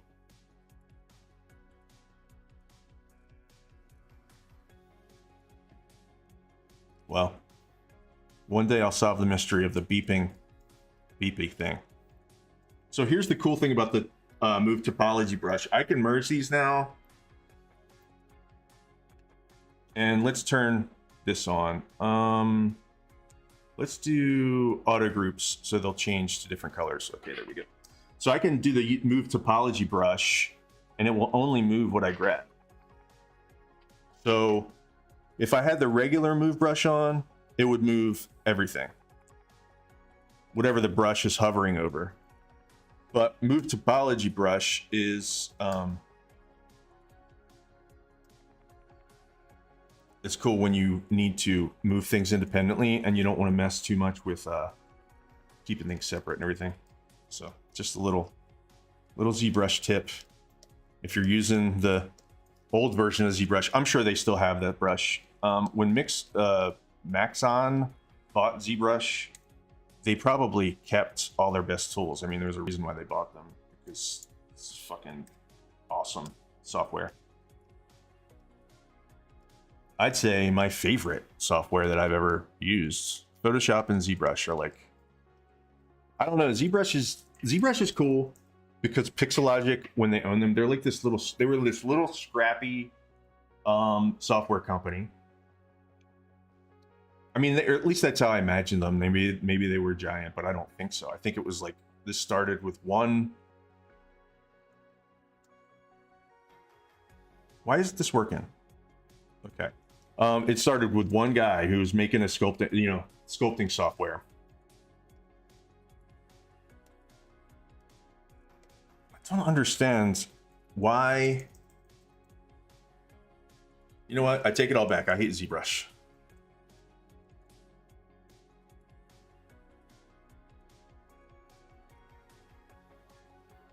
I'm like the king of getting distracted by things that don't matter at all.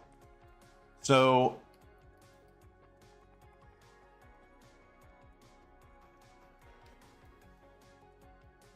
sculpting software that just kept getting better and better and better and better. And I mean, it was like $800, but it was $800 for a perpetual license, something like $800. I don't remember, but I bought it because it was worth it. Free updates. Perpetual license means perpetual. It means no subscription stuff.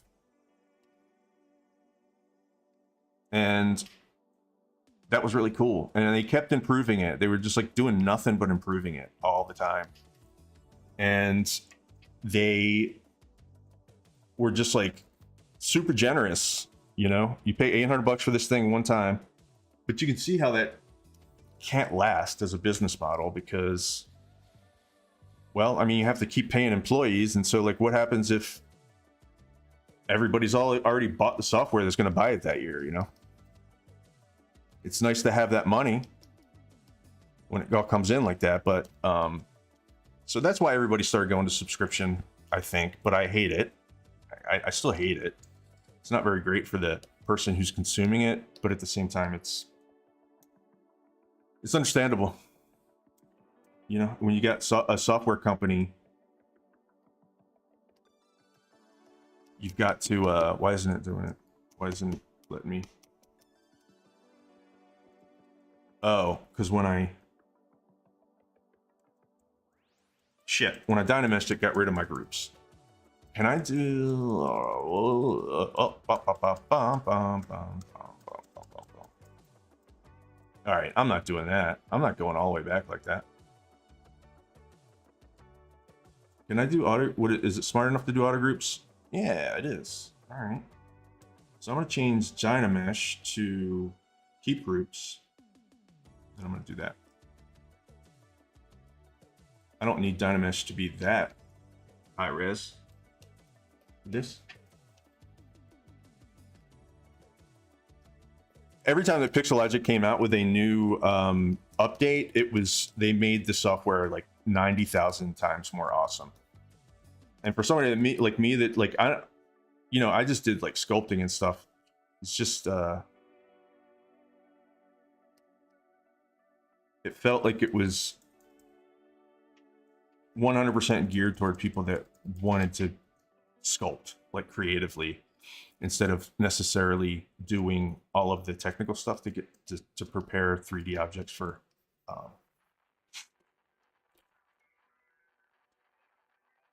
video game workflows and stuff, which of course there is, that's needed. And that's probably a lot of people, like what was missing from ZBrush for a lot of people that used it. But it wasn't like there weren't any tools. It was just that there were better tools to do that type of thing. And ZBrush is the Mac for sculpting to this day. And like, I'm not going to do that. I don't know why I'm doing these things like this.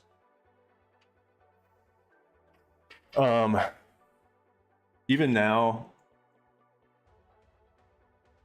it still is.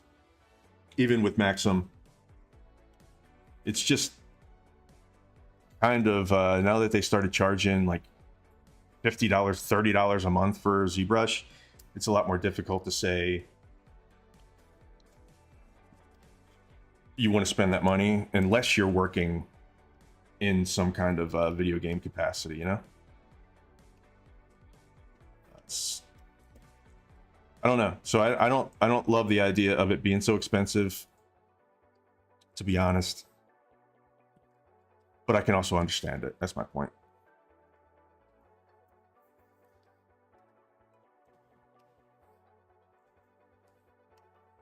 And one day I'm going to try to turn this version of ZBrush on, which is still my old leftover version. And it's not going to work because it's not being supported anymore. It'll go until it's done, probably. And then I'll be faced with a decision to find, probably what I'll end up having to do is find other software that'll do this almost as well. I mean, Blender's free and they're making strides in their sculpting stuff. So maybe it'll be Blender. I don't know. Like, I mean, I'm a person that works in stuff, you know, it's like the business of tech. You have to make money. You can't just, like, software takes a long time to make. You can't just, you know.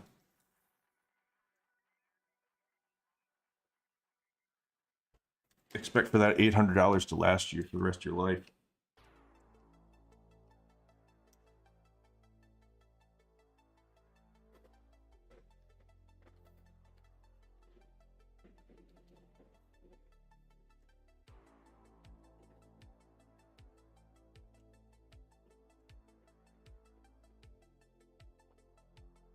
Maybe if I let me turn off symmetry.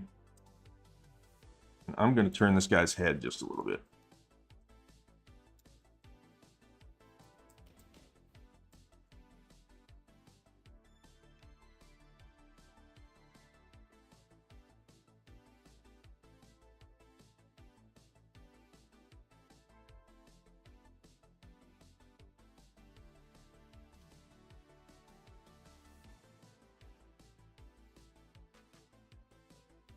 I don't know. You never hardly ever see woodpeckers with their heads turned.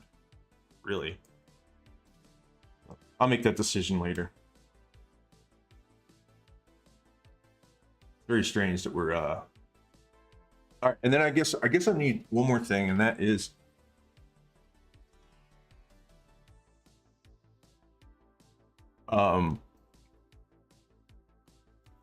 wrappers.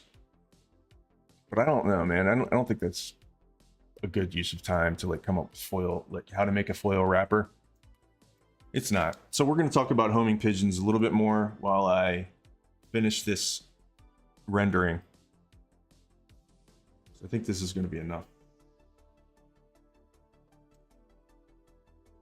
There was another carrier pigeon, pretty famous carrier pigeon, messenger pigeon, whatever, story, which was World War I, French.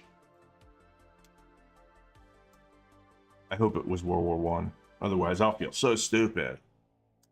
But the French, duplicate this, duplicate.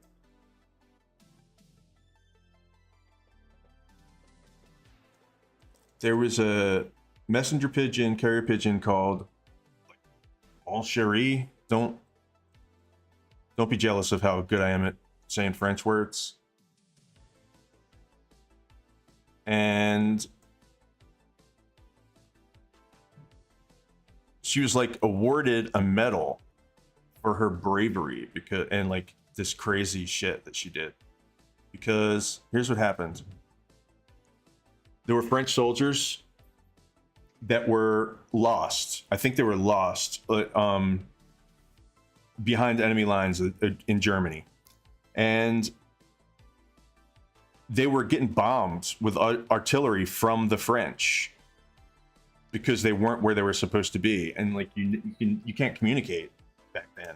Like, I mean, I think they had the wire and stuff, but for some reason they needed to do carrier pigeon. And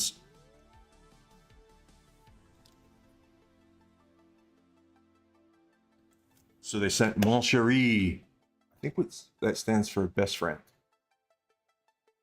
Stands for. That is best friend in French.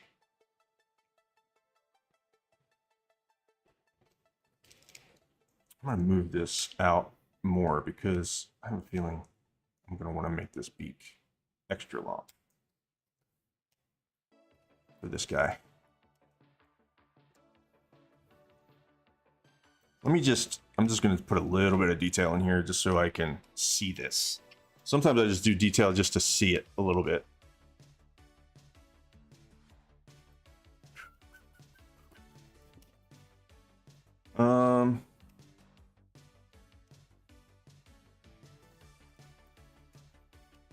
So these lost soldiers had to send Mon Chéri out to base because, again, they, you know, this is how they would talk to headquarters, and they were like put a message in her beak or on her leg to like, hey, you guys are bombing us, stop it, you're gonna kill us, right?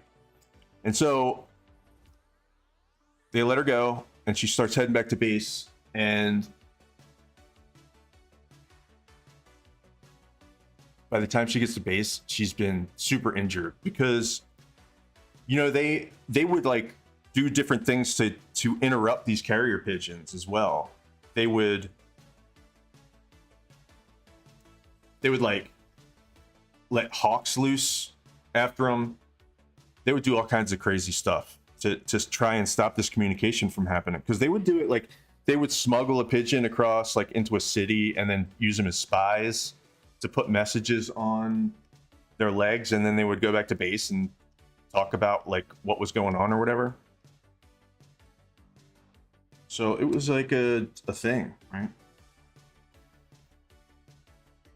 This keeps getting rid of all my detail every time I read Dynamesh.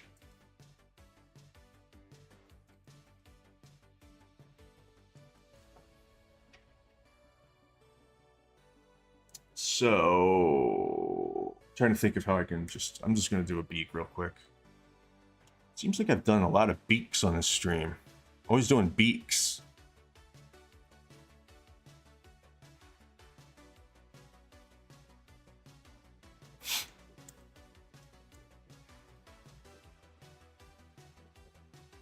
And the Germans would like shoot at them and everything else. So by the time Mon Chéri made it to base, she did make it, but she'd been shot. She'd been shot in the chest. She lost an eye, so she was missing an eye when she got there, and a leg. She was missing an eye and a leg and still made it home. And so she got like the French Medal of Honor or whatever that is, because she saved all of these French people's lives, all these French soldiers' lives. And so she got this like Medal of Honor for bravery. And yeah, she made it there, and despite her fucking injuries of like being shot 3 times and missing a leg and an eye by the time she got there. Crazy, right? Let me try to figure out how to taper this real quick. I guess I could use this. Yes. I don't want it to be round like that, though. There's one of these that will... Is this it? There we go.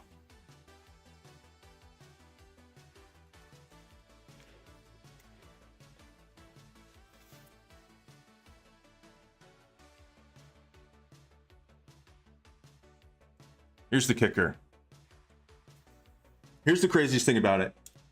I read that story and I was like, man, that's kind of sad though, right? Because, you know, she got freaking shot and killed and then like made it there and then died, right?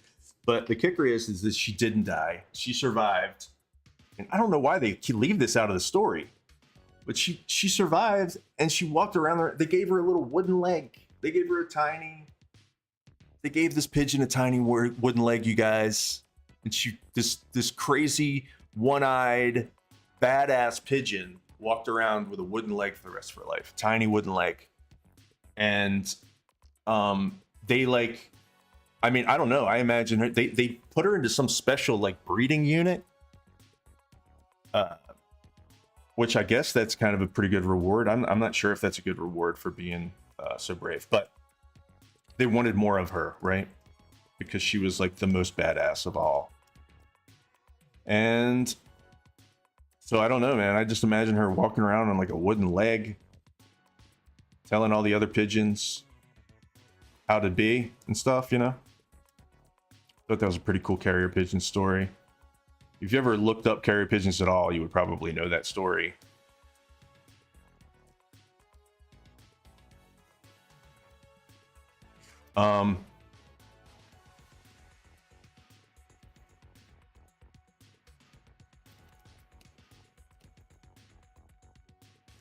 This is obviously too symmetrical.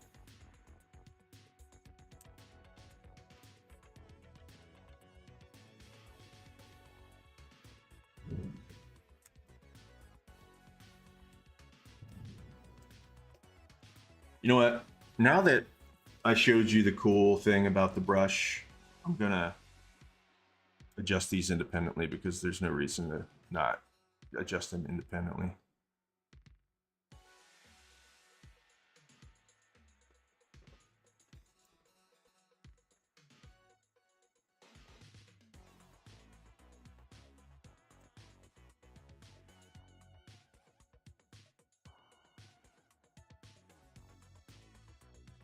So the point is, carrier pigeons are unsung heroes, you know?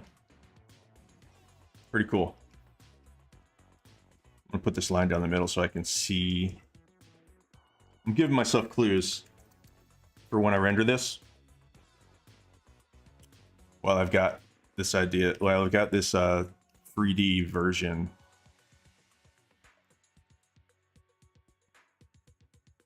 Make a center point.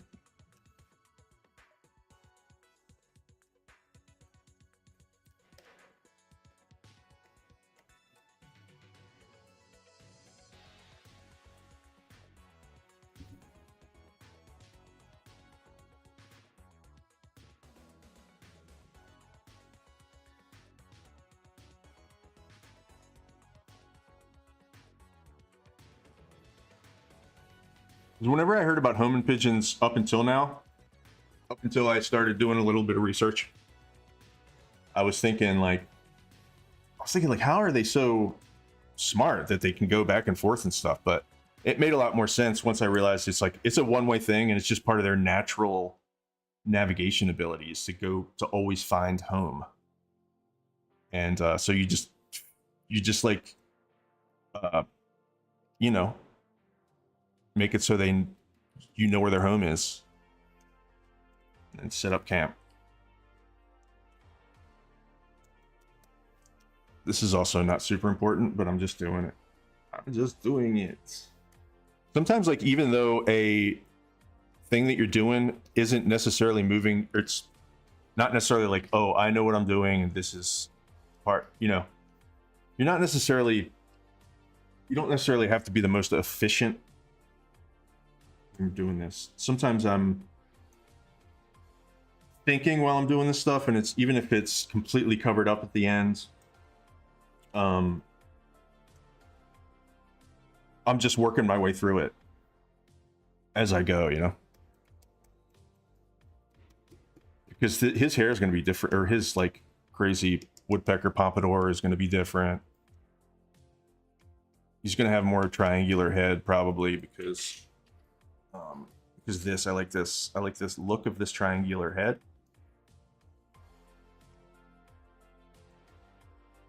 And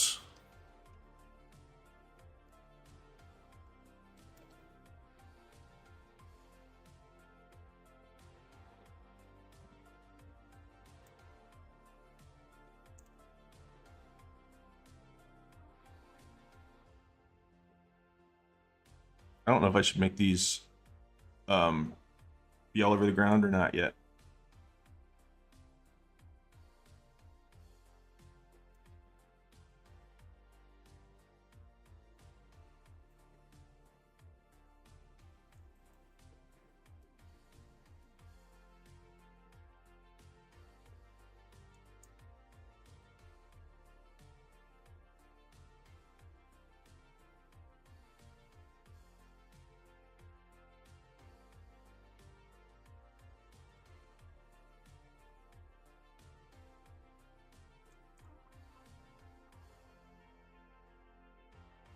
Because honestly, the point is that he's eaten a lot of these. It's not like there shouldn't be many of them left. So I'm just gonna put a few of them. I just figured it'd be kind of a cool environment to put them in. But I feel like it's too early to make these decisions. So what I'm gonna do, here's what I'm gonna do. I'm just gonna put these floating here at a bunch of different angles. And I can just kind of use them as reference later.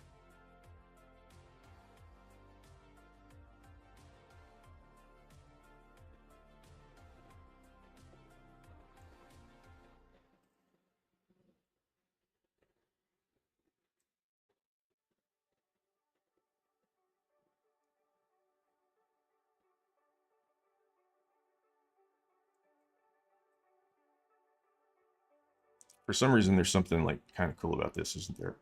I don't know why, but okay. So now I'm gonna go into, I'm trying to stay away from absolute symmetry, but I don't know if I love this. What the fuck's going on?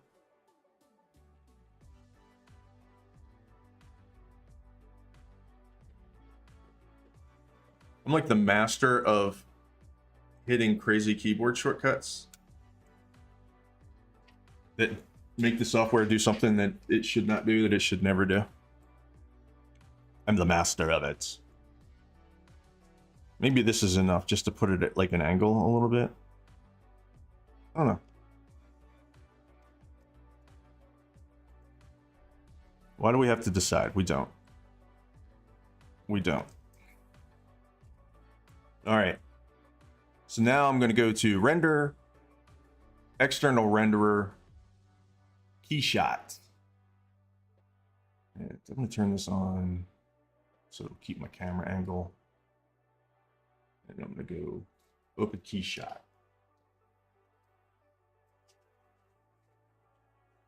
And hope that it opens. This is another thing that's going to eventually probably not work anymore. Have to just cross that bridge when we come to it, so to speak, I guess.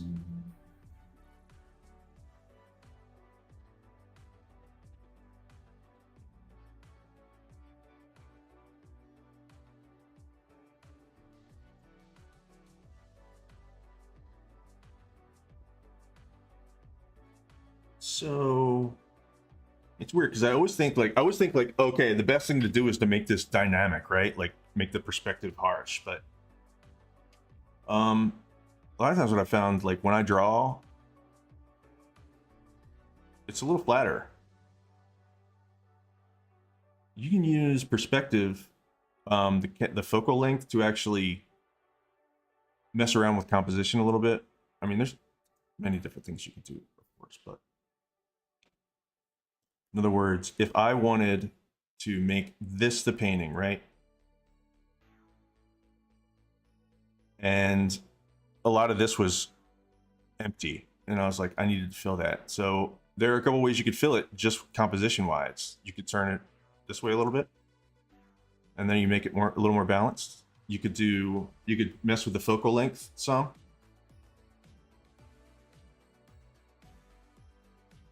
And then, you know, fills a little more of the space like that. That's pretty cool looking. But then you'd have to, here's another trick that I do too.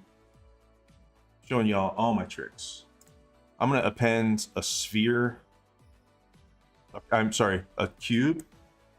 And you can really just put it somewhere, put it anywhere. I just do it like this. Usually just put it somewhere. Doesn't really matter. You want it somewhere in the view though. Actually, before I sync this back over, I should save this camera. So I'm going to save this camera so I can get it back decent. And then we will, it's probably going to be something like that. Yeah, we'll resync that.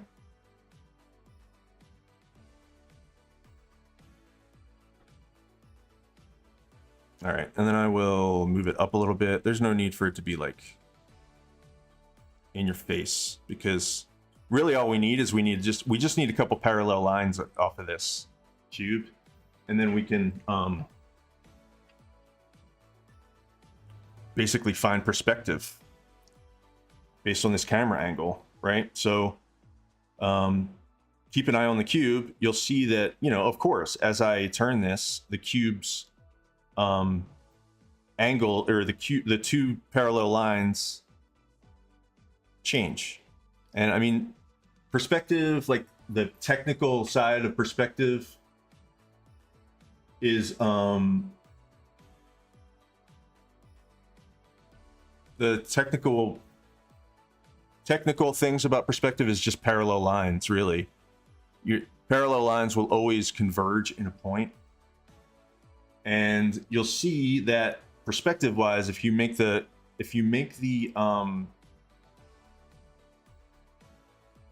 focal length shorter, and you'll just call this more harsh perspective, right? What you'll notice actually physically happens is that these angles become, these parallel lines will converge sooner, more quickly. And so you can make your whole grid around that. And so, like, in other words, these will converge on the horizon line, okay? Because they're parallel to the horizon line. I don't know why this turned into a perspective lesson, but it did. So these are the horizon line. You could say, since these are parallel, straight, left to right, these will eventually converge on the horizon line.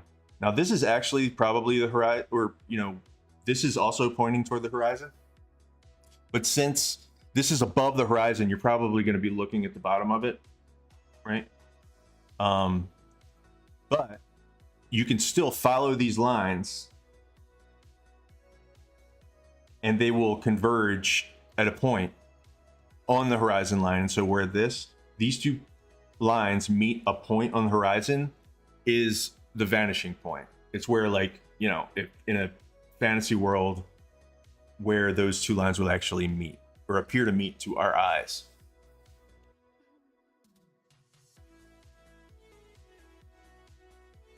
And so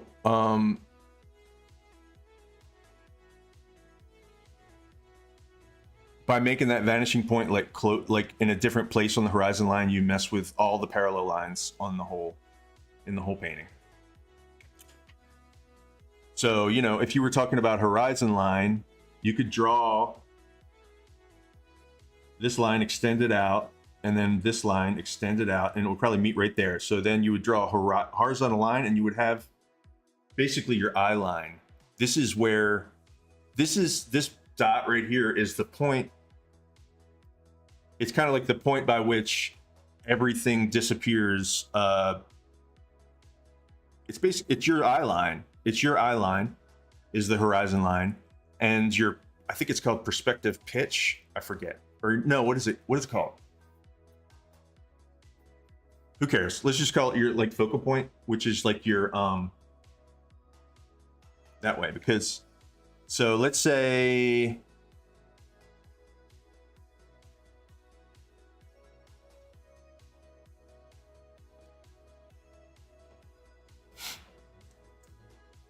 like you would be standing where you're standing and you're looking at this, right?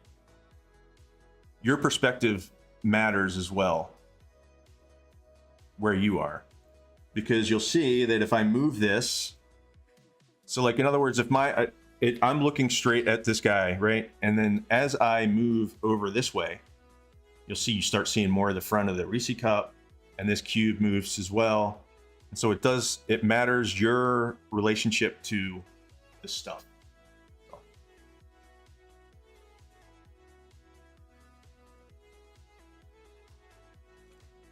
So my point is, you can mess with composition, or, you know, there are some, like, psychological things you can do with the composition. In other words, if you wanted this guy to look epic, you would be looking up at him like this a little bit. He looks a little more epic. Let me actually hide one of these models. It'll become clear why I did that. Gave him 2 Reese cups in a second.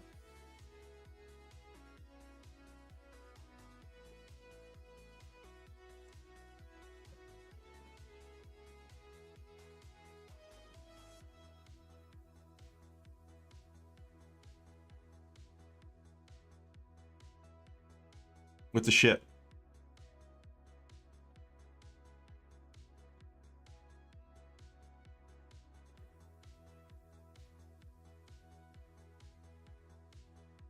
What is this? Just like a invisible Reese cup? Okay. So anyway, this is a little too intense. I don't know. I'm getting some cool angles here. And I don't really need to render this. I could just do a screenshot, but I'm gonna do it. I'm gonna go all the way with this. And I'm gonna do a render, and I'm gonna render these very small because I don't need them to be big. This is not gonna be printed. We'll just do a preset. Yeah, 800 is fine. Then I'm going to choose a folder.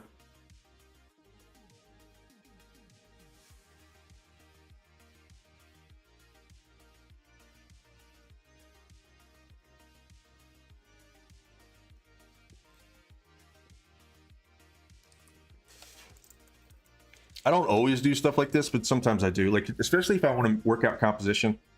And I'm not married to anything really, you know? Like, it'll be... This is all real. Just like, sometimes I just need to see something before I start getting ideas about it. And it's totally subject to change.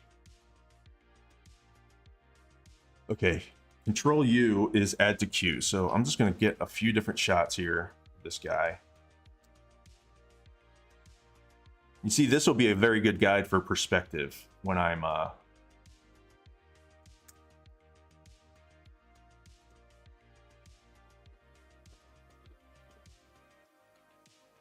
doing the final pane.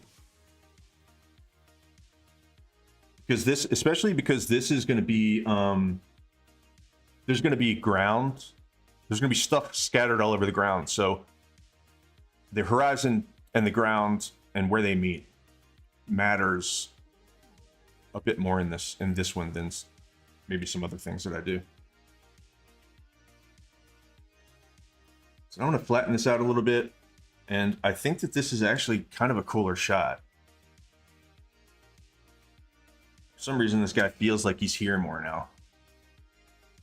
I don't know. I can just imagine this. This is like... I like it. I like it for some reason. Pretty straightforward and stuff, but...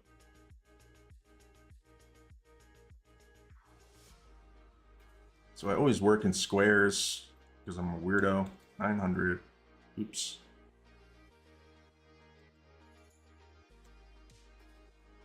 All right, forget this. You can kind of imagine a square around this guy. All right, so now I just want to get these in here. I'm just going to get some shots of these guys.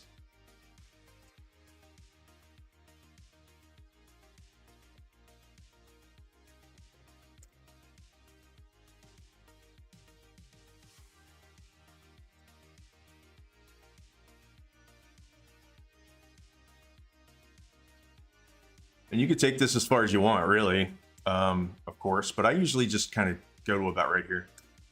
And just to get something to pull in and then...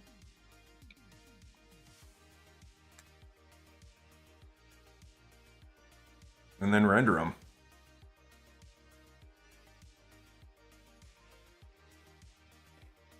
I don't know where they're going to pop up, but...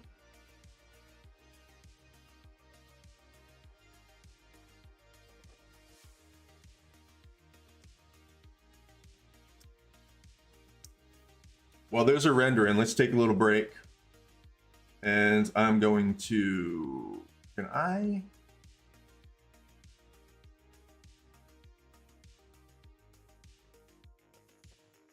Oh, this is already low volume. So let me do one more thing. Main painting. I'm going to duplicate this. And I'm going to do this as screen share. You're seeing some inside baseball right now. Screen share. And the screen share will have this turned all the way down off. So we can get ourselves flagged on YouTube for copyright real quick. And because I want to watch...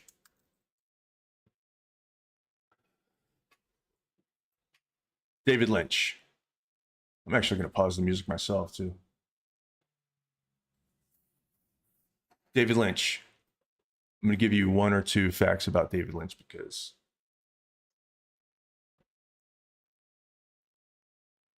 he deserves a bit of a introduction.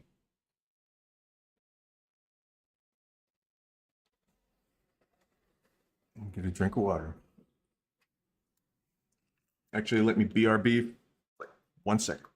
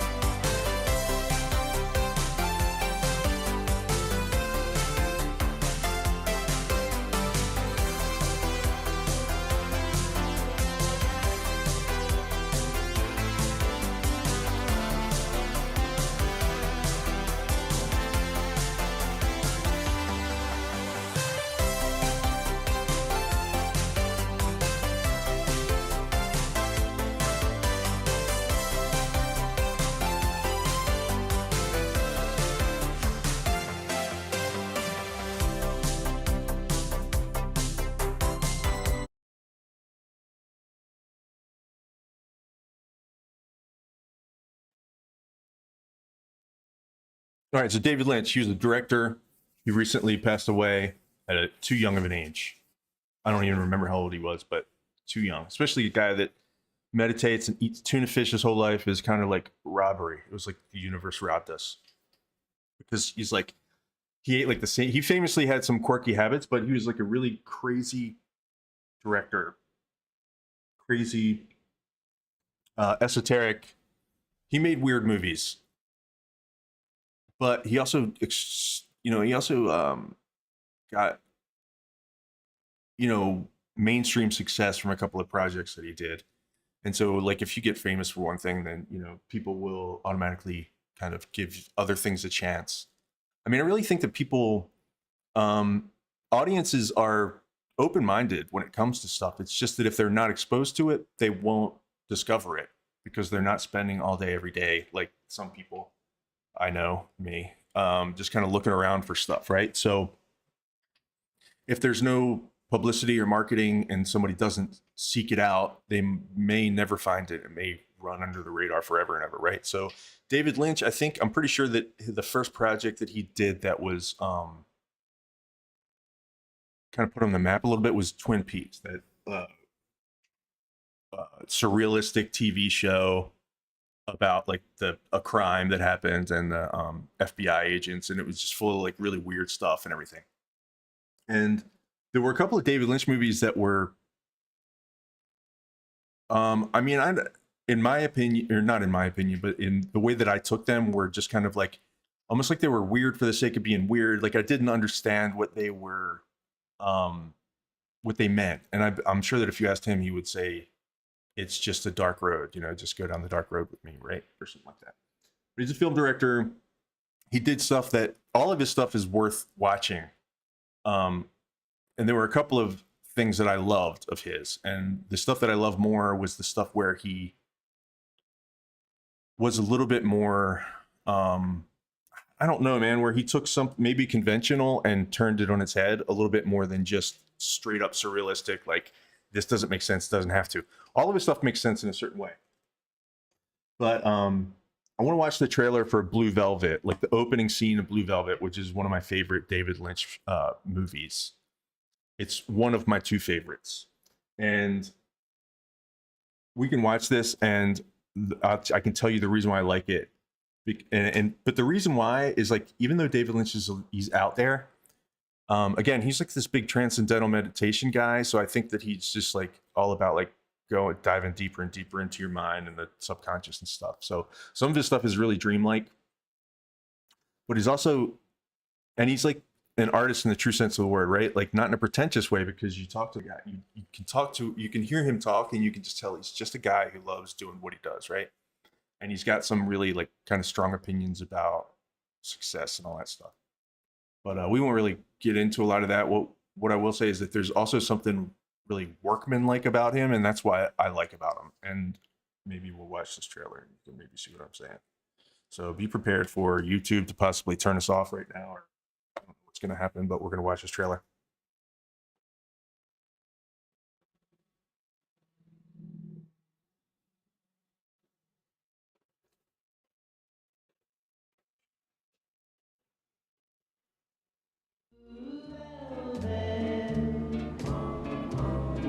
Why is it Chrome? I don't know why Chrome wouldn't pick this up or whatever. Was a light from the stars. She wore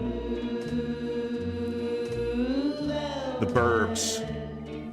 This is supposed to be like the perfect place to live, but it, to me, it's like a living hell. But anyway, this reminds me of hell. Love was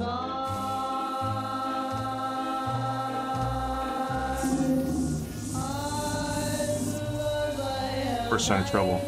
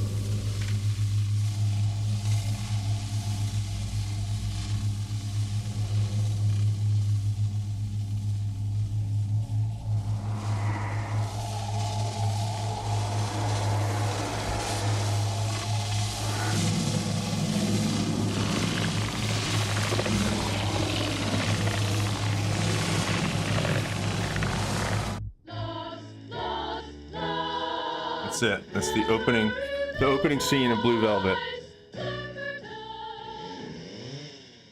Why do I like that? Well, I don't have anything prepared why I like that, but I like it because it was like, it's like the message of it is pretty straightforward, right? Like the darkness underneath the shiny suburban, everything's perfect. And like, especially during the time, maybe it's not like this as much anymore. Maybe people don't think in this way anymore, but when I was coming up, it was kind of like, people went out of their way very, very much so to make the suburbs seem like this perfect place to live where everybody's just like real, whatever, real perfect and stuff, right? And so like that was something that popped up in a lot of his movies with like the let me turn the music back on. If I could find it.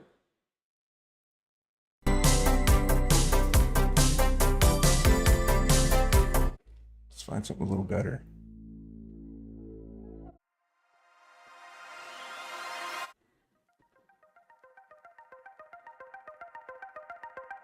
Synthwave dark. We'll just put that there. So like, I don't know. I've never seen a scene in a movie that was like dreamy and straightforward at the same time like that one, because it's obviously just telling a story pretty plainly, right? Where it's like everything is perfect. Look at all these white picket fences and everything, and then things start to go wrong. The faucet on the side starts to build up pressure. There's pressure underneath, you know, like, so it's not a very thinly veiled metaphor. You don't have to be like you don't have to be like some super deep thinker to get the metaphor. And so that's what I like about it. It's just so plain, but it's also like, it's effective. It's like starts out real nice, and then things slowly get darker and darker, and then it ends with like this, you know, under the surface, under the ground, these beetles just like crawling all over each other with this weird, like crazy noises and stuff. So that's like David Lynch, right? That's like my favorite David Lynch movie, Blue Velvet. It was one of those ones that I watched when I was a teenager, I guess, and a little bit more impressionable. So it's got like a special place in my heart. And then there was my other favorite movie of David Lynch's is called Wild at Heart. And I'm not sure that these would be like the ones that people would say if you said David Lynch. But do you guys want to watch The Wild at Heart? Yeah, I'm gonna promote David Lynch's Wild at Heart like 40 years after it came out.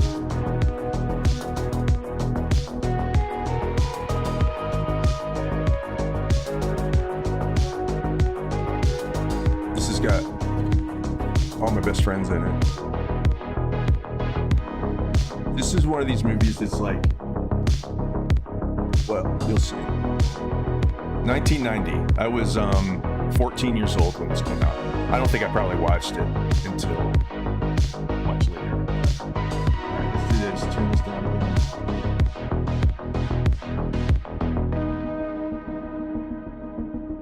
again. Turn the music off for me so I can hear this.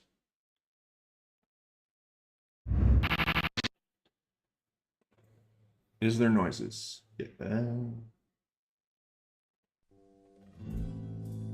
Can I talk to her? You are not gonna see him ever. Michael. I'd go the far end of the world for you, baby. A man can't ask for more than that. You moved me, Sam. Oh, I'm sorry, guys. You really did. Partial skin. You want me to shoot Sailor in the brains with a gun? Uh-oh.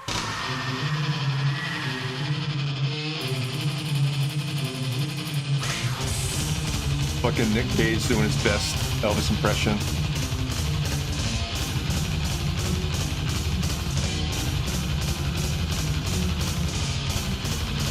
Harry Dean Stanton, Laura Dern, this lady. Knives.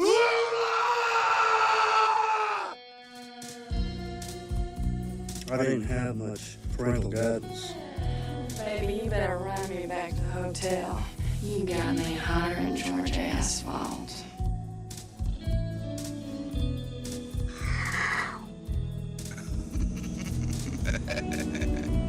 Willem Dafoe is crazy in this movie. Everybody's crazy in this movie. I mean, it's David Lynch. Isabella Rossellini. World wild at heart and weird on top.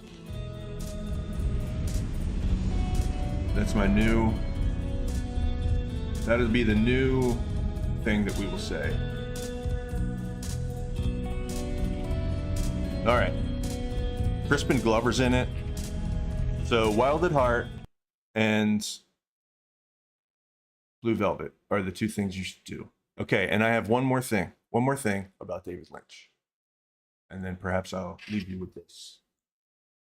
David Lynch, really laid back guy. I wanted to show you what he thinks. Now, if you're playing... I'll just let this speak for itself. the movie on a telephone or on your computer, you will never in a trillion years experience the film. You'll think you have experienced it, but you'll be cheated. It will be a weak. You'll be experiencing weakness and extreme putrefaction of a potential experience in another world. So don't let your friends or some television advertisement trick you into accepting weakness. Such a sadness. power in that world is critical. Everything has been worked on to be David a Lynch stole my certain haircut, by the way. way. And if you David don't Lynch totally have copied a my hair. setup for your films, it's a joke. It's just the most sickening, horrifying joke. And this world is so troubled. And it's such a sadness that you think you've seen a film on your fucking telephone. Get real. If I was better at production, I would have just ended the stream right then, but unfortunately I'm not. So I'm gonna import. I'm gonna turn the music back on first. Yeah. Let's do something heavier here, man. Like, we have I want to do. Let's see if we've got genre. We're gonna do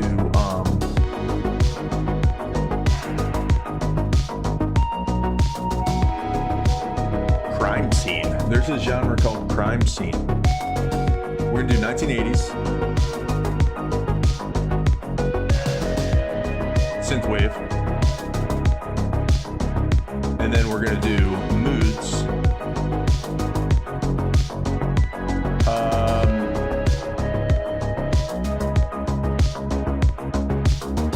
Dark. Nah, we're gonna get rid of that. We're just gonna do 80s synthwave.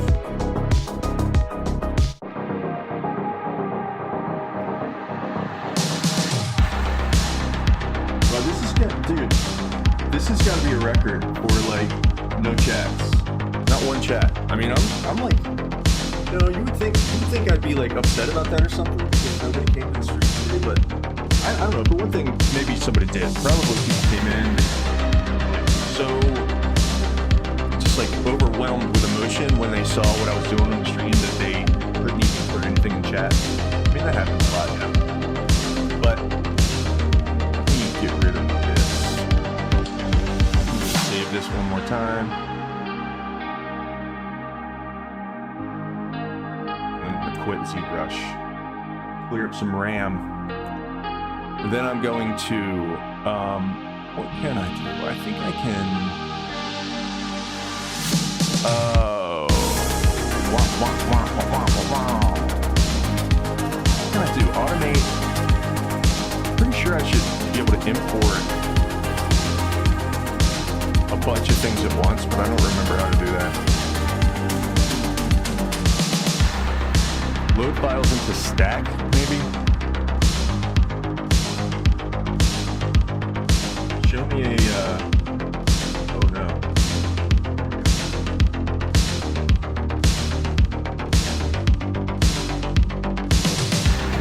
Something's going on. I think I need to.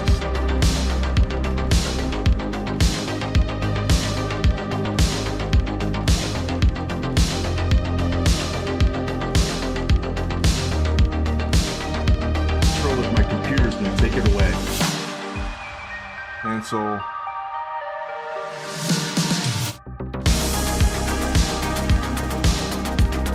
F it. Where's my open screen, bro? Clear this. Cancel. Quit. Don't save. Open.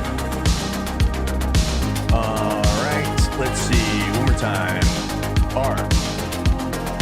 Fast food burger. This is like so challenging for me to pay attention to something for long enough to find all the files I just made. I'm like thinking about so many things at one time right now.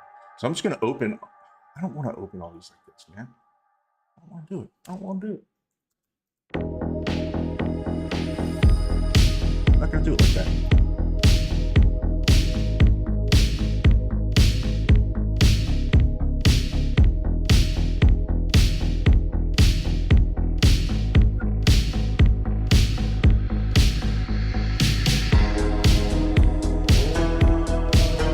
Woodpecker peanut butter renders.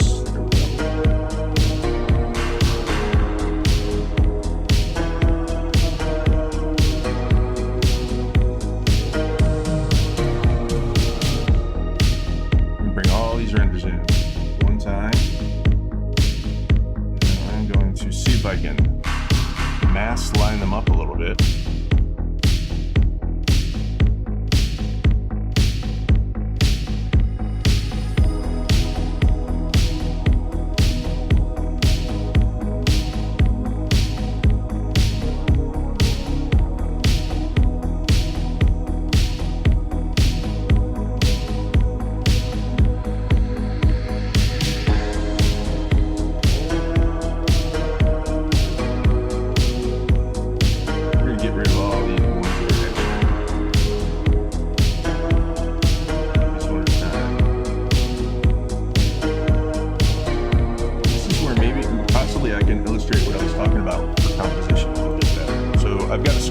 So this painting's gonna be a square.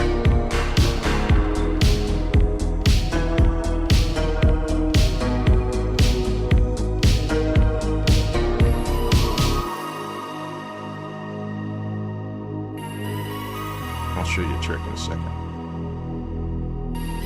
That's how I would do that one probably if I wanted to keep that one. Is this one much different? Not sure.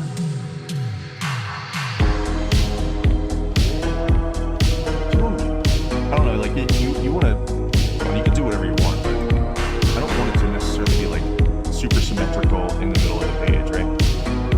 Like the reason why this one may not work, unless I put something, well, it would work, but it's like in the middle, right? So like the difference between this one and these is that it's at a different angle, so therefore a different part. Hey, how's it going? Omizual Paints. What I use to create my model, I use ZBrush. And I use that to stage stuff a lot. And then I rendered it out in Keyshot. I don't know, ZBrush. I'm using the old Pixelogic version of ZBrush. And so I do this a lot to just kind of like start to see a painting. You know what I'm saying? So I'm doing a series for like fast food, junk food birds, right? And so yeah, we spun the wheel, and I decided I was going to mash up a woodpecker and peanut butter cups. So that's what we're doing. And I had this sketch, and so now I'm just like doing a little bit of thinking and talking about the composition. And I'll probably paint over this, but that's basically what I'm doing. Is I take 3D models and I use them as kind of like ways to stage a painting and turn them and get, because I'm like kind of a nerd when it comes to composition. You know what I mean? So I'll just start like start seeing it, you know. Yeah. Sometimes I will model them further and further. Sometimes it's fun just to, like, I made this mini Reese cup. It was kind of fun just to figure out how to do that with procedural stuff. Do you do any 3D work? Any 3D stuff? See, Paintz, P-A-I-N-T-Z in your name, so I'm gonna assume you're doing some creative stuff. Yeah, and this was another thing that I was talking about this one, because so like this is gonna have like, he's gonna have like a peanut butter cup sticking through his beak, and then he's gonna have like peanut butter cup wrappers all around. Like it as is, meaning yeah, I like the look of this guy too. Thank you for saying so. Definitely like the grittiness of the sketching, but yeah, I don't know. I don't always like use this stuff either. It's just fun to kind of spend a little bit of time with the idea. Sound I'll walk through. You just like spend a little bit of time with it. You might come up with something else. You might start thinking about how Reese cups are shaped, which is what I did. And so like when I go to paint Reese cups, I'll know a little bit about how the white is and stuff. And then also the wrappers. Reese cups have like the mini Reese cups have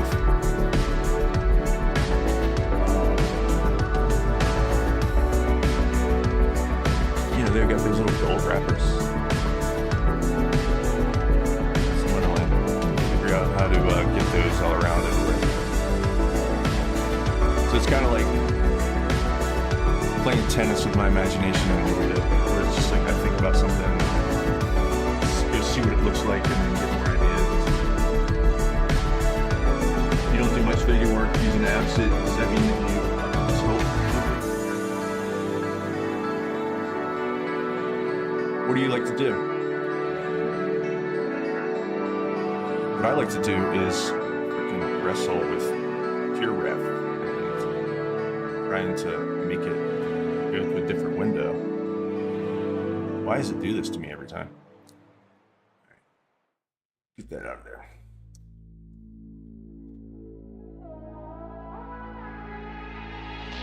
This angle is almost...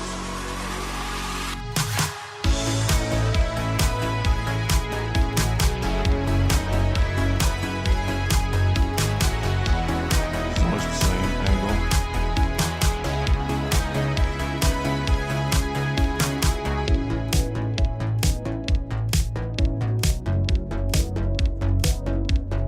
Tiny bit of animation, illustration, and fine art. Awesome. Oh, my music. Is the music too loud? I'll fix that. Oh, shit. Sorry about that. Yeah, I see what's going on. Thanks for letting me know that. I was doing a screen share earlier. Wanted everybody to hear what I was playing, and then I forgot to turn it back down. That should be better. Let me know. I wasn't really saying anything too interesting anyway.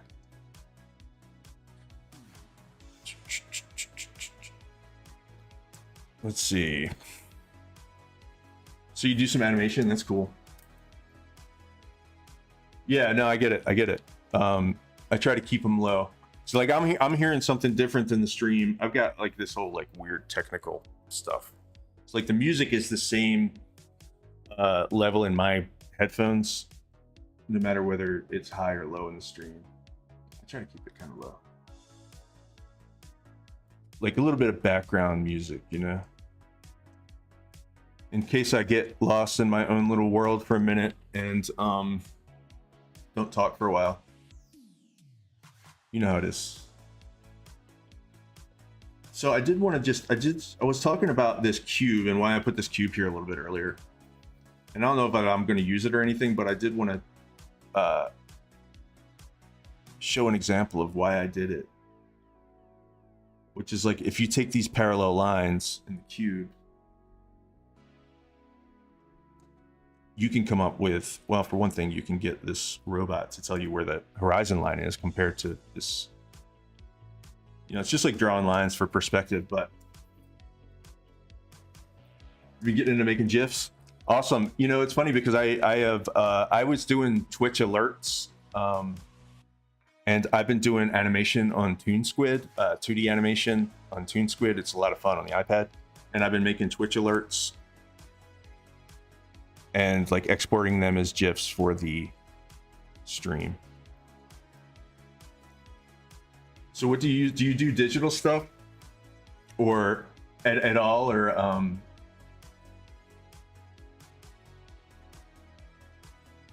looking at your avatar here. It looks like, I don't know, is that it?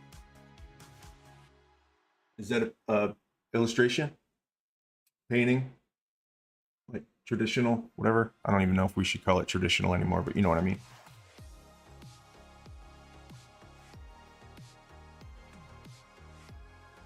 Where's my perspective? Let's see. They always move everything all the time, constantly. Let's see, scripts. Oops. Scripts. Automate.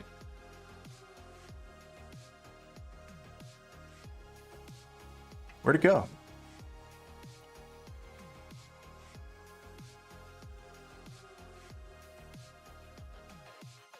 That sucks. I guess my perspective tools are gone, so that's okay though.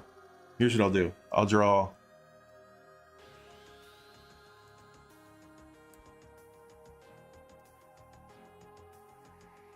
I'll just draw some straight lines. Mixed media, cool. I don't know if it'll let you, but if you want to post a link to your stuff in the chat, I'm not exactly sure where the robot might not let you.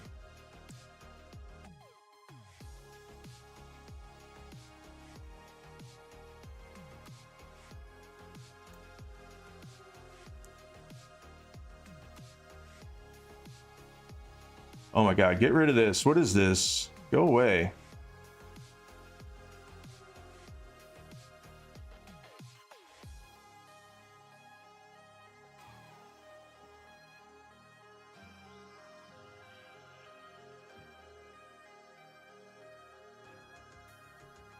I was just trying to prove a point. But you should like go in two different ways, so that's not gonna work.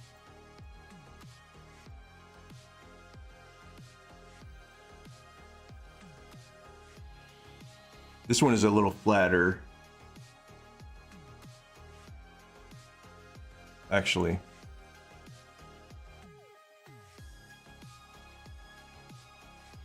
Yeah, this is going the wrong way, dude.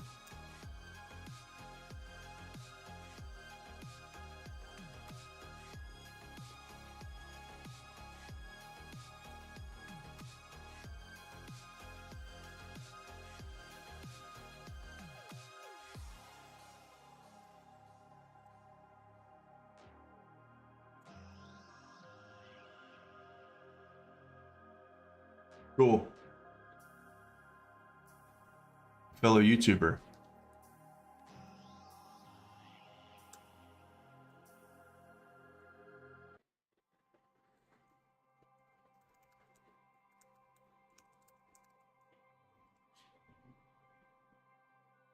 Sweet.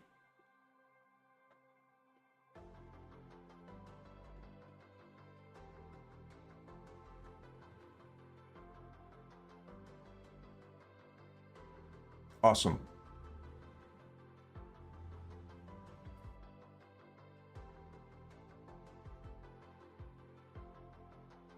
Right on. So it looks like you wrote a book.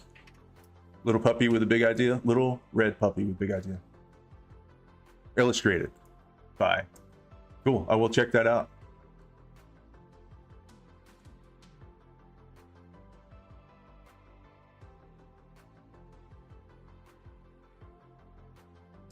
Awesome. This isn't the finished look, but yeah, I mean, it's, you know, it's like, I like, well, of course I like doing art.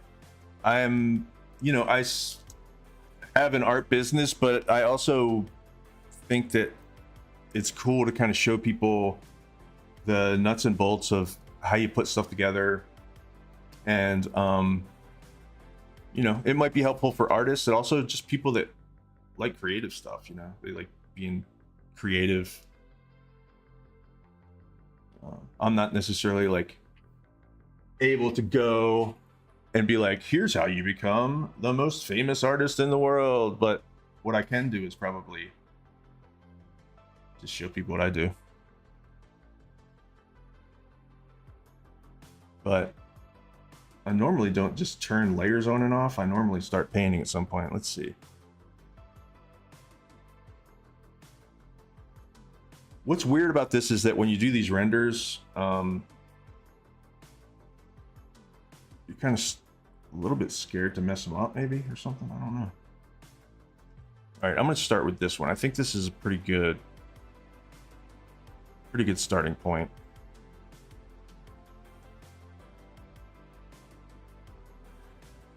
And rasterize this bad boy.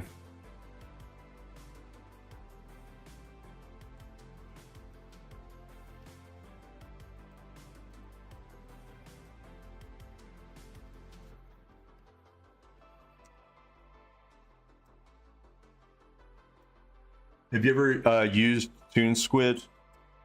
That's the one that I've been using a lot for 2D animation.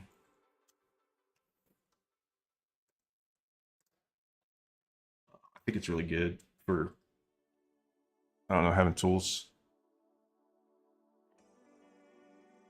Like 3D animation is a little too, as far as I know, or in my experience, a little too tedious. Like I don't think it's very fun, but I like doing 2D stuff. Not necessarily because it's traditional, but just because it's more fun. It's cooler looking, I think.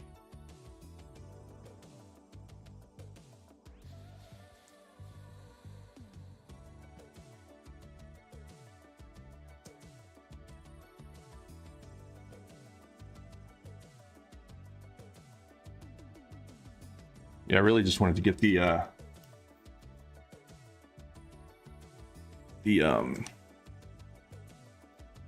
let's see, I'm gonna take this guy and I am going to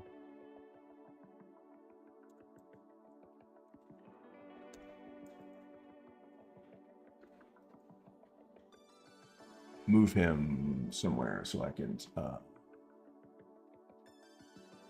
yeah, Toon Squid's a pretty cool one on the iPad.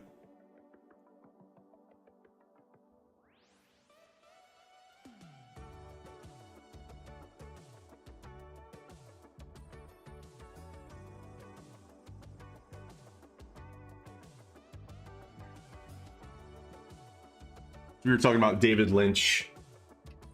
Oh, I forgot to tell the bird story too. I had this whole bird story prepared. Today is Birds Day. So like, first of all, David Lynch. Are you a fan? Do you know who David Lynch is? Recently passed away. We did a, wouldn't call it a tribute, but I showed a couple trailers for a couple of my favorite David Lynch movies earlier.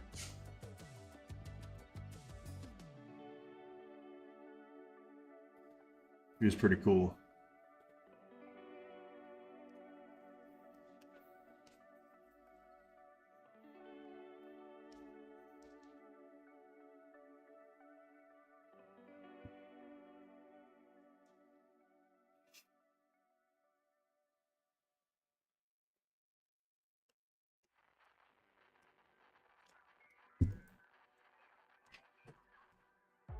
All right.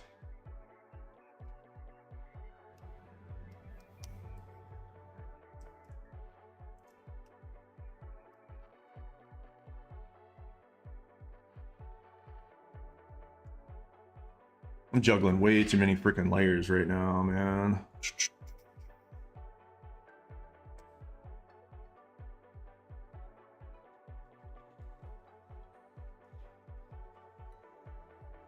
It's hard to decide which is the coolest one to start with. Possible I might just use this as reference and then continue with this one.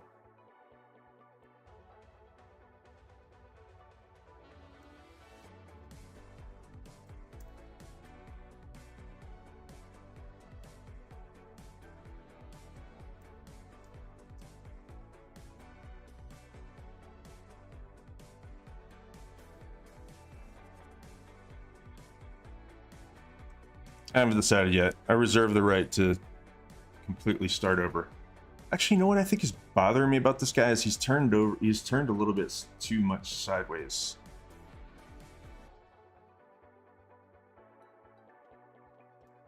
I like this one better.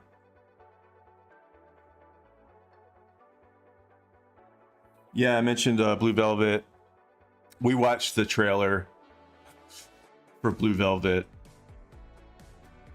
Yeah, I mean, he was yeah, you didn't really hear too much about him. You see interviews with him.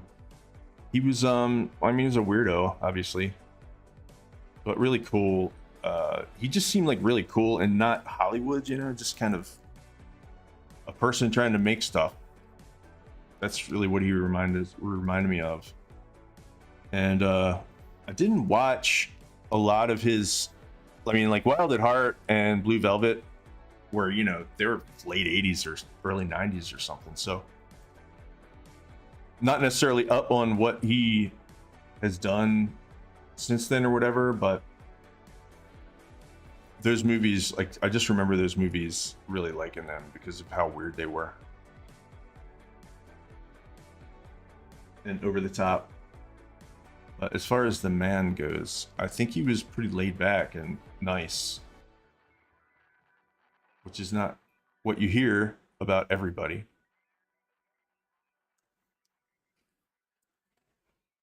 I just like the idea of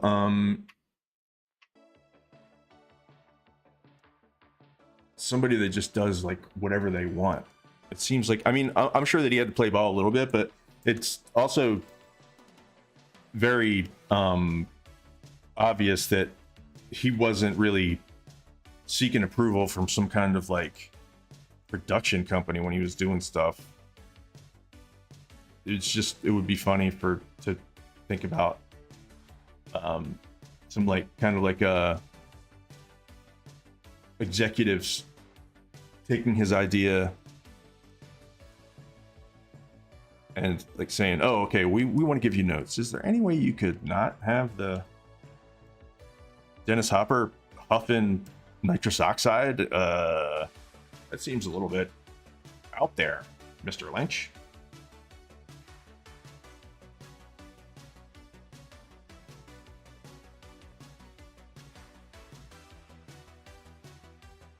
Oh yeah, bird story.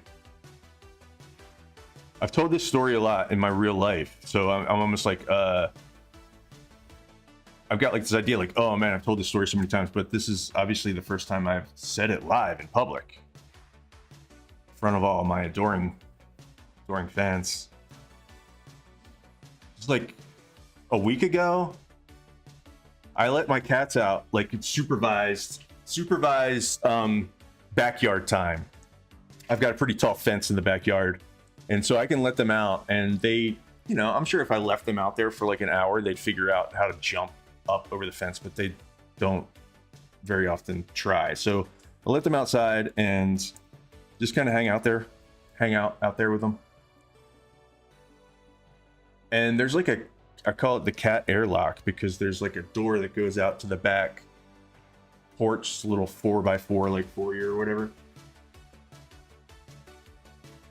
Blue Velvet, Lost Highway, Mulholland Drive, and Twin Peaks. You know, I watched Lost Highway, right? And Lost Highway made me angry because, well, I mean, obviously it's a piece of art that's open to interpretation, but that was just at the time, that wasn't good enough for me, because it seems like it's a movie that if you watch it enough, you can pick up the clues of like what it's about. Because I mean, of course the story it feels really fragmented on the surface, right?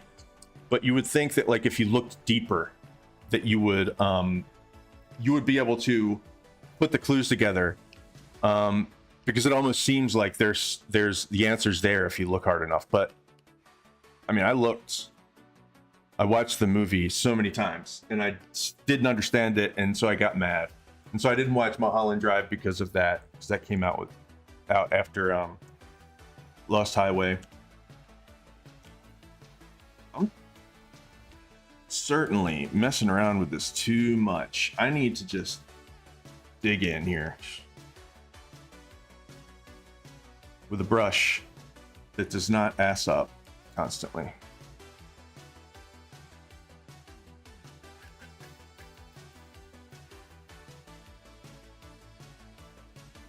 So I did watch Lost Highway.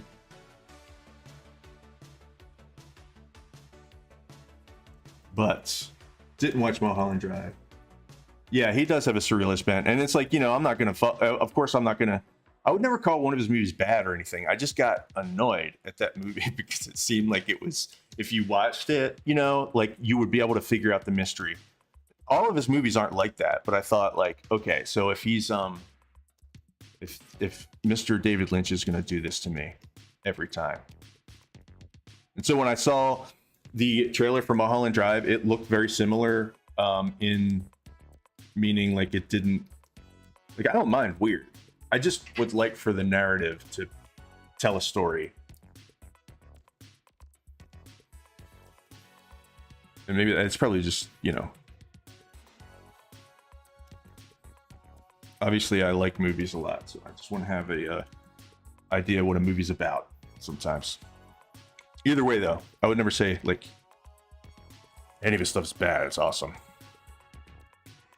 But Wild at Heart and Blue Velvet were ones that I really liked, watched many, many times. And those are weird. They have weird parts in them, but they are also, in some ways, make sense.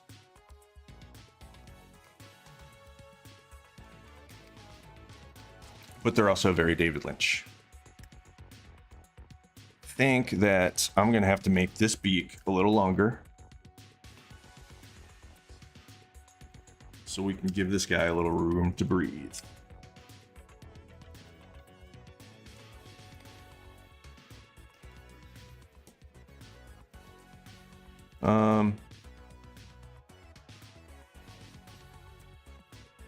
Yeah, his films, yeah, definitely. Definitely. He was always like that. Like his first movie is like Eraserhead, you know. Like, that was probably the first movie that I heard about that was like, you got to see this movie. It's so weird. That was probably how I got turned on to David Lynch. But like I said, I hadn't thought about his movies in a while just because I got my heart broken by Lost Highway. I learned a lesson. Sometimes things just don't make sense. You can't make them make sense. You know, it's like I think people like, we want patterns, right? We try to find patterns even when there might not be any. So we want to figure out the mystery, or at least I do.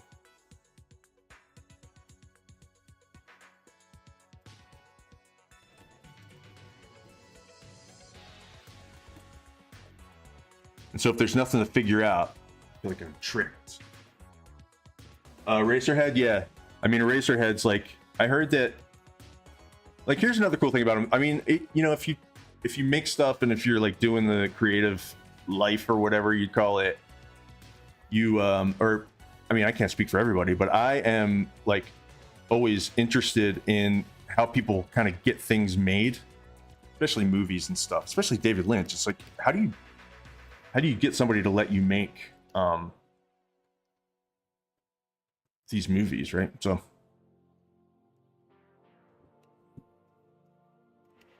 I heard that with Eraserhead, he was working off of grant money, and then the money would run out. And I think he said it took him like 5 years to shoot the whole movie because the grant money kept running out and he had to reapply. And so he would shoot like one scene at a time for like 3 years. 5 years, something like that, until finally the movie was finished being shot. That's pretty crazy.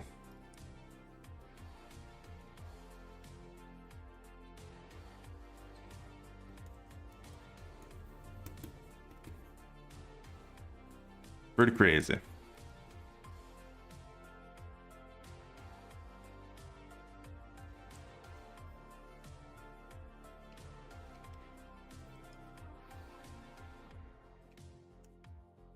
Sometimes it's hard to get people to believe you when you say you want to make something cool. That's another thing that's like that I was talking about. Yeah, pure dedication, exactly. Like years, you know. What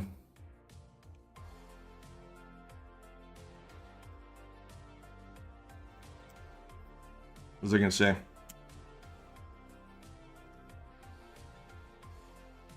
Another cool thing about David Lynch, even though it's like, I'm not saying like it gives me, because I do, like, obviously I do stuff that's not necessarily I don't know, mainstream or whatever you say. I don't know. I couldn't walk into a place and be like, hey, listen, give me $1 million and I will paint a woodpecker that's got its beak through a Reese's cup, miniature Reese's cup. But if for some reason, like that doesn't mean it's a bad idea. It just means you can't tell anybody. So it's like for David Lynch to do these random kind of movies, you know, like, and and for them to catch on, it just proves to me that, as I said earlier, like I don't think people are open-minded. They're definitely more open-minded than we might give them credit for. Like, they're looking for cool stuff. They just don't have time to go out and search out David Lynch. So if you put David Lynch in front of them, they will be like, this is really crazy, and they might become like huge David Lynch fans. But if nobody puts David Lynch in front of them, in other words, if he doesn't get something published or whatever, you know,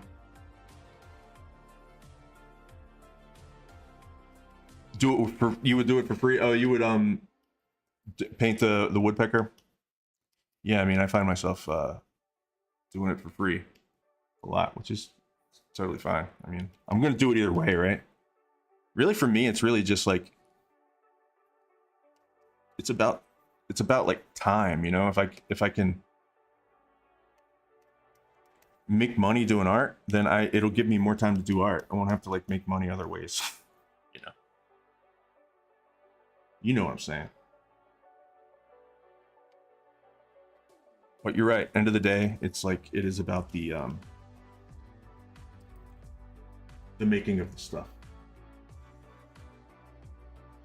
Right. If somebody wanted you to do it, if somebody like hires you, do you do commissions? I've thought about like opening up commissions. I mean, I know you're an illustrator, so I guess you do professional work for people. I get asked sometimes to do commissions, and I turn them down because I don't know why.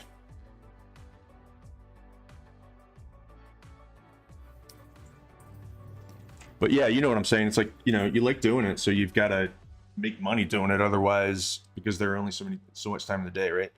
So you got to figure out a way to make money doing it. Otherwise, you can't do it as much as you want. You know what I'm saying. You get the idea.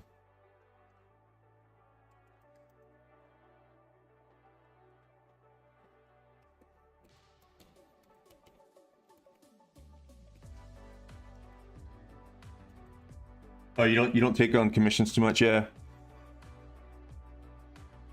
Sometimes I think, hey, that might be kind of fun if somebody will just let me do whatever I want, but no. Like if somebody saw the weird stuff that or the stuff I do, I won't call it weird or not weird, but if somebody saw the stuff I do and they were like, hey, I would like something in that style, then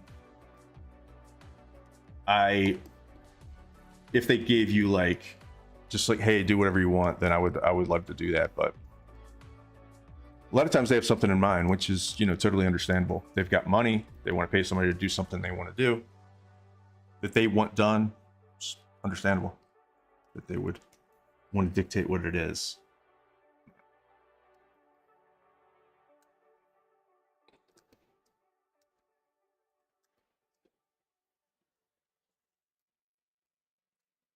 Yeah, right. If you can't get it done. I know, man. Like, for me, it's like sometimes I do take on commercial type stuff for like brands or whatever. Like somebody will ask me to do something and they'll pay me, or they'll at least offer to pay me, and I will accept it because they're my friend or whatever, or I want to help them out. And then this is the reason why I stopped doing graphic design jobs, because I immediately dread it. And it's like, it's business, you know? Can't get all like lofty about it, but. So to your point, like if I had something where somebody's like, hey, get it to me, whatever. Get it to me whenever, like that might be never. Because I would always, you know, have something I'd rather be doing than do a project for another person. So it's hard to do that, like you know, unfortunately you have to think about money.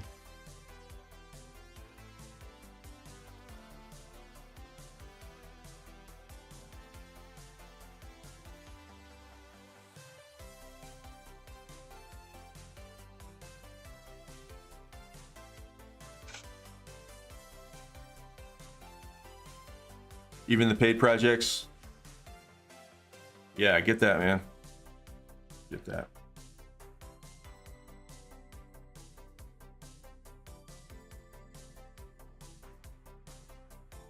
That's why, I mean, I used to be, like I said, I used to be a graphic designer, and that's how I made a living. And I was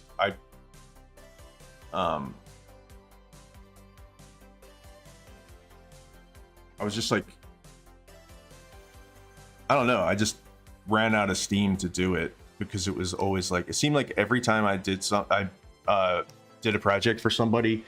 And again, sounds pretty spoiled, like I sound like a brat saying this, but they would always figure out some way to like ruin it. And so that's what I'm saying. I wouldn't probably do commissions now unless I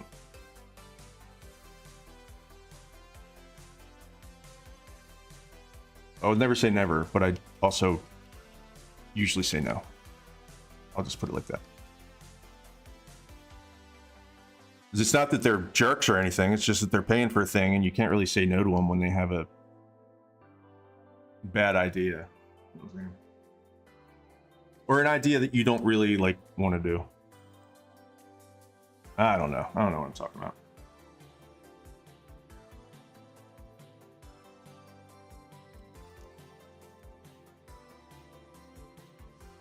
This is a very blue environment.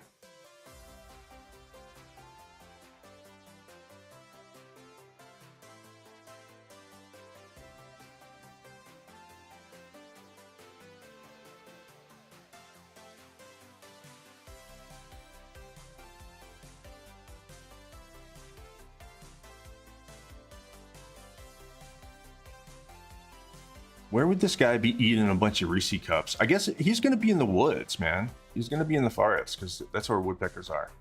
So yeah, maybe the sky's blue, but he's also in the woods. So,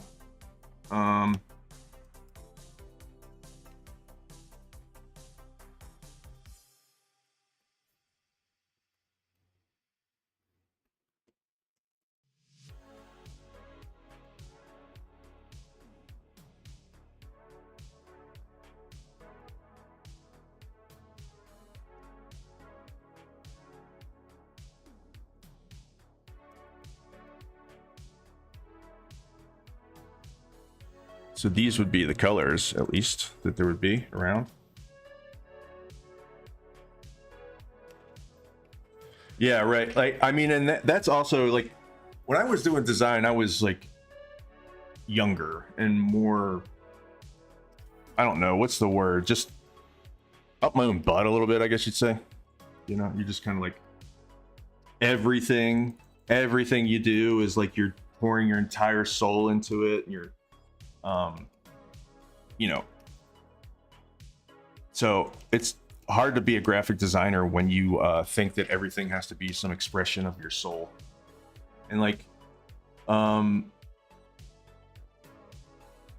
it's really just not, to me, it's just not a great place to put my like creative energy or whatever. So I'm a web developer. That's my like day job, and I'm just trying to like make it you know, maybe make the side hustle into a full hustle at some point,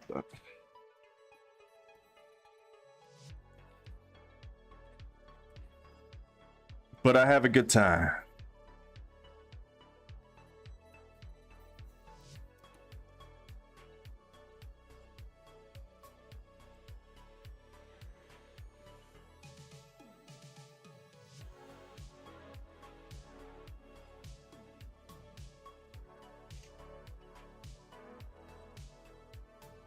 I'm not going to do that.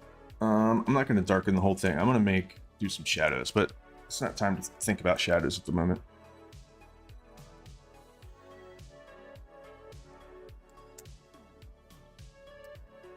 Except for maybe this little bit of shadow under here.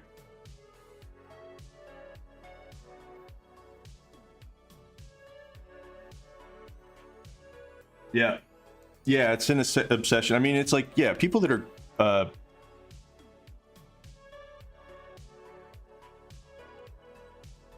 people that are gonna do creative stuff are probably gonna do it no matter what. There's certain types. I don't know. Is it a type? I don't know what it is. Is it a spectrum? It's probably more of a spectrum, right? Like some people just have more of a creative. I think people are just creative in general, but some people have much more of a need or a something to create.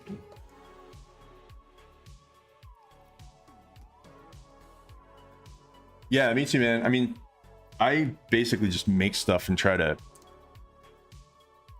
build an audience for it. Is basically what I'm doing.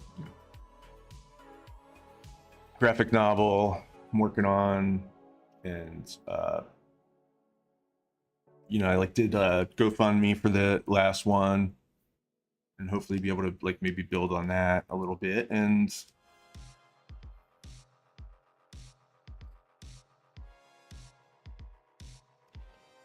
I've just been thinking about this a lot more lately. Like, I'm not for everybody. I'm not going to be for everybody. And I don't, you know, it's like, this sounds like such a cliche thing to say, but I really don't do this for the money or whatever. Like, I would do it either way. So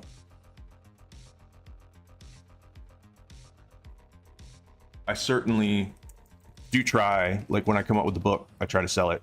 When I come out with the this and that, I try to sell it, and see if, you know, see if I can find an audience for it. But at the same time, it's like I'm not trying to maximize everything and change it so it'll be more, you know, I'm just not for everybody, man. I'm just like I'm an undergrounder. Hey, what's up, my sister?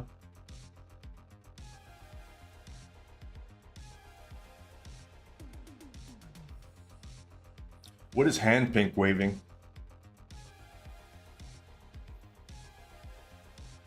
I'm looking at Restream's chat, so maybe the emoji doesn't come through. It just comes through as like the words hand pink.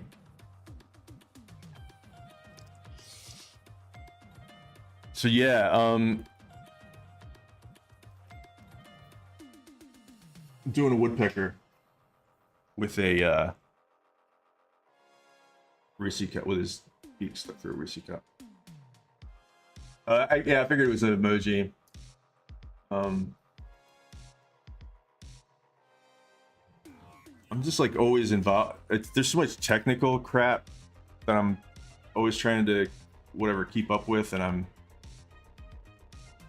only partially successful at that.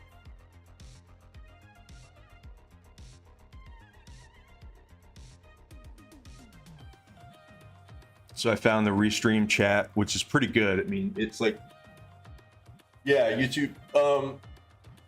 I'm streaming on YouTube and Twitch. So I got like this Restream chat that shows me all the chats from everywhere.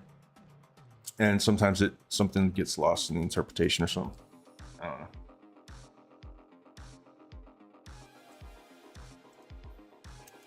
What are these? I have to figure out a way to get these gold wrappers on the ground.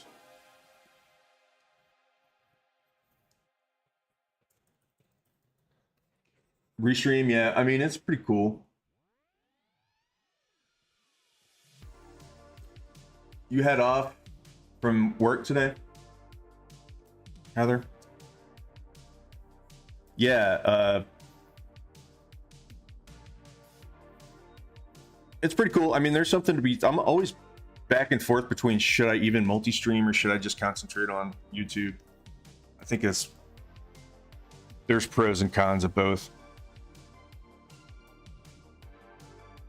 You know what I'm gonna do? I'm cheating all over the place today. I don't care.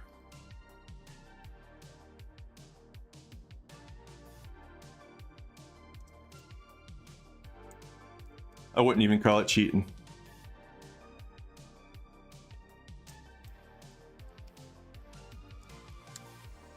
I just want to pick apart these this gold foil a little bit. And in order to do that, I'm just going to pick colors right off of this photo.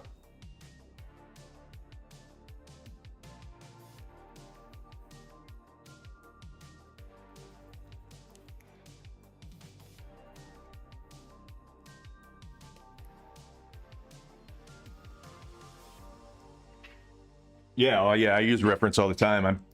I'm not yeah, there ain't no shame in it. If you want to do art, there's absolutely no reason not to use reference. It's funny when I hear, well, I rarely even actually hear it, but I know there are people, like I've heard legends of people that think that there's some kind of problem with using reference. And I'd have to disagree. You're not just born with how everything looks inside your head. Yeah.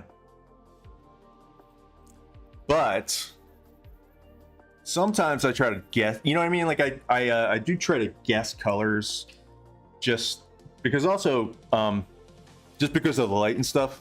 This really wouldn't be exactly what the colors are for this guy, but also when I'm doing something really hard like metal or foil in this case, I gotta figure out the colors, you know? How do I feel about using AI in the creative process? Well, I actually just did a video about that. The creative process, I think that there's probably room for AI in the creative process if you're talking about just straight up the creative process. And I honestly don't care, you know? I think that people are losing their minds because they're freaked out, with good reason. I mean, you know, just the idea that AI is going to replace us artists is not, it's just crazy, you know? And I think there should probably be some rules about intellectual property, but yeah, I mean the idea that, I don't know, the idea that like, okay, so like for instance, if I'll use ChatGPT for stuff. I use AI to help me code sometimes, and it's because it's just like it'll do tedious stuff for you. And so AI is here, and I think that it's going to be an interesting tool for us. Like I use it in video editing. It'll transcribe video or audio for me, and then I can like edit the transcript in order to edit the YouTube video. So this is all really cool shit, and I think that but then yeah, I'm torn as an artist because basically what AI is doing for the people that put in prompts, like to make your own reference, absolutely. I mean, I make reference out of 3D,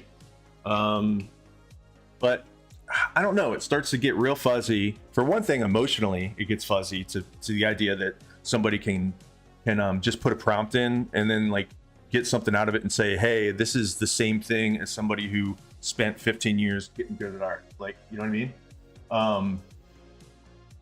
So like that's obviously emotionally not very fun.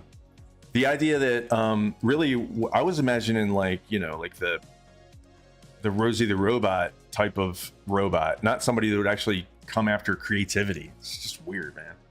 And then the other thing is that the way that AI creates images is, you know, I mean, I know that it's like hard to say, hey, it's a straight ripoff, but it is using intellectual property to train it. So like you're throwing all this time and energy and skill and talent into a bucket, and then you're having AI rearrange it to pull it back out. So I don't have like some kind of hardline stance like I want for if somebody wants to mess around with AI, like I can never speak to them again or something ridiculous like that. That's people always got to take their virtues too far. But at the same time, like I think that there should be some kind of regulation at some point about the intellectual property stuff. Like you shouldn't be able to just use AI and just unedited sell it off to somebody else, you know, sell it off as your own. But at the same time, like there's a good argument to be made for like what's the difference between that and using reference. I mean, there's a huge difference, but I'm just trying to present both sides of the equation here, which, you know, I think a lot of artists would run me out of town on a rail just for saying that, just for going that, giving it that much of a break, you know? So If I found out that somebody was like, you know, like selling an illustration that was basically made with prompts and selling it as their own, that seems pretty gross. But if somebody's using it for as a tool, then I think F what people have to say about that, because it's a tool. It's a tool like anything else. People get to the final product in all kinds of different ways, and art is art, and there are no rules. That's why we do it, because there are no rules. So, but you know, I mean, I think there's a pretty obvious line, right? Like, if you make something with it push artists to be more creative.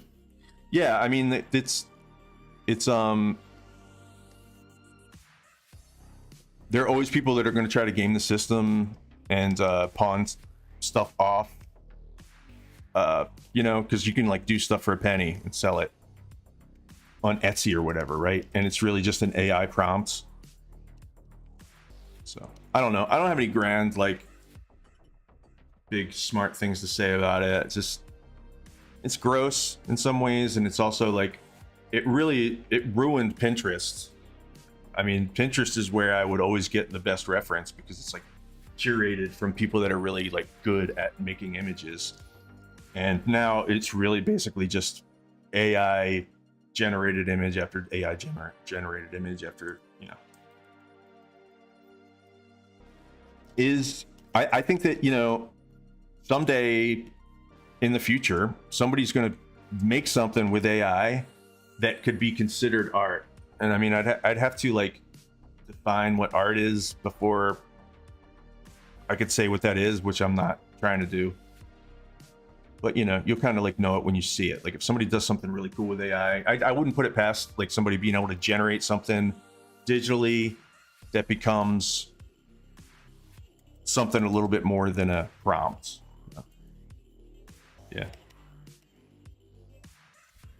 Yeah, a flood of uninteresting images, exactly. Like just I would like to think that those people never win in the end. Like I think that they might make a quick buck and give artists trouble. Places that like places that I'm not really interested in working at, but that a lot of artists are interested in working at, like in the video game industry and stuff. Like they're going to try to make money. They're going to try to save money by using it. If they could replace most of their artists, they would, so they could make more money. So the board would be happy, which is gross. But you make a good point, which is they're uninteresting images, and so like they'll be able to get away with that for a little while until they just realize that nobody wants this shit. So hopefully they'll go back to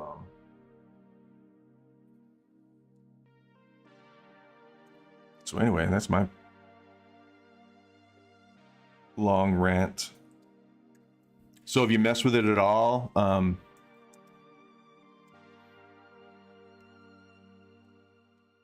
think it's like reasonable to be curious about this new tools, you know. So anyway, I don't know if you've heard about like the, you know, the just like lynch mobs online going after people that might have used AI someday. So that seems a little bit crazy.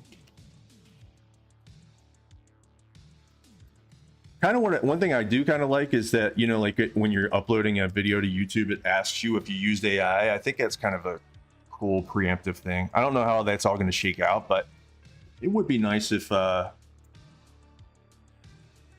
we figured out a way to like somehow just be able to let people know that something is especially when it gets so good that you'll be able to like take some picture of you could take a picture of 30 seconds of me doing stream, and then you can make it sound like I'm you know, calling for the occupation of some European country and get me in all kinds of trouble with like the deepfake shit. So I mean, what sucks is that it's if it becomes like demonized too much, it's gonna kind of rob us from something that might be cool, that might be helpful to us.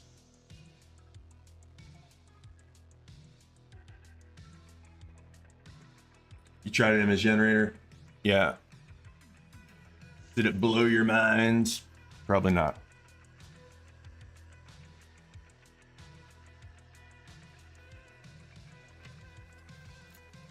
Honestly, I do think it's a good point that you have to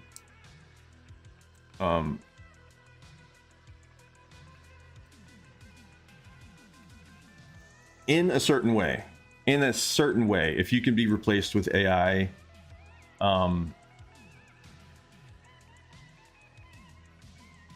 you got to be doing stuff that's a little bit more interesting, you know. There must be something that you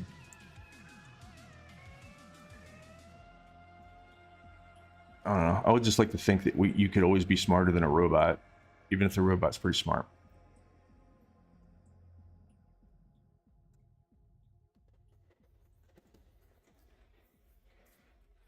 Sorely disappointed, yeah.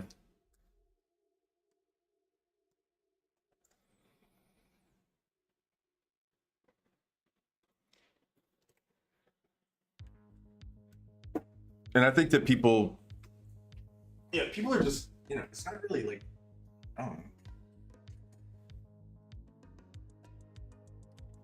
Again, the creative industry is a different thing than just art for art's sake or whatever.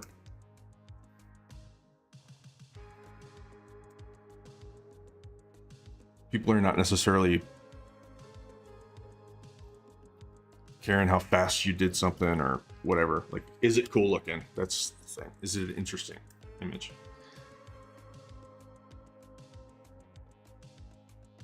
Damn, it's almost 1 o'clock.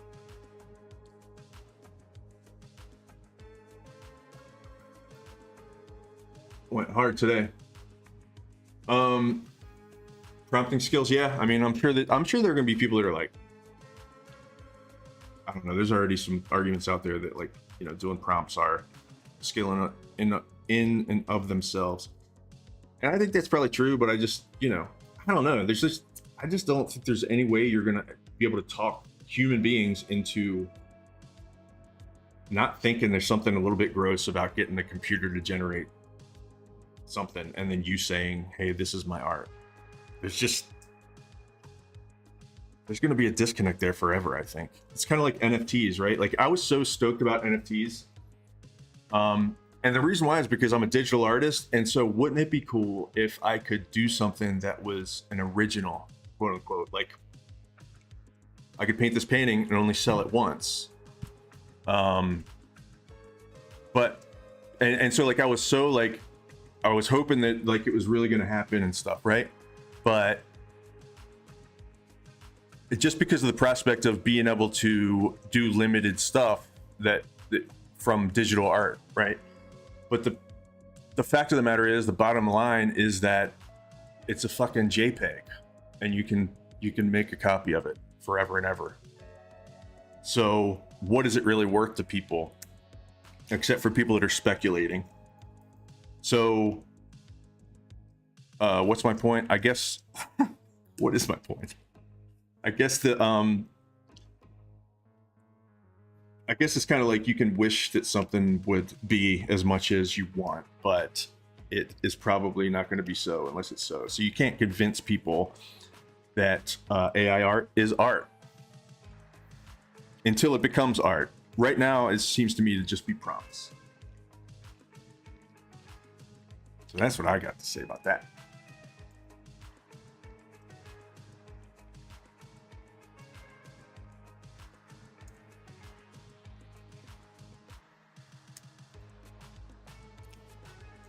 All right, guys, I'm running out of gas, so I'm going to be calling it. I think I'm calling it. I'm going to go to the just chatting.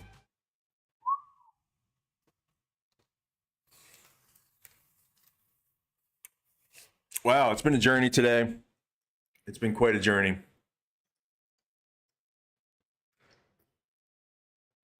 Thank you for watching. And I'm just going to call you Amizu. Amizo, thank you for hanging out, chatting. Heather, if you're still here, thank you for chatting.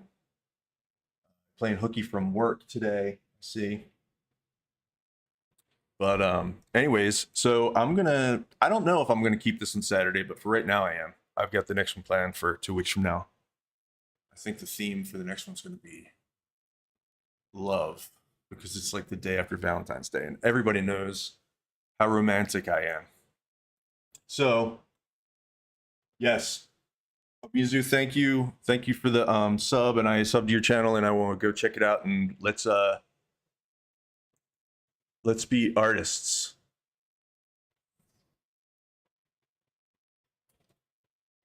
All right, guys, we're calling it. See y'all later. Have a good one. Stop streaming? Yeah.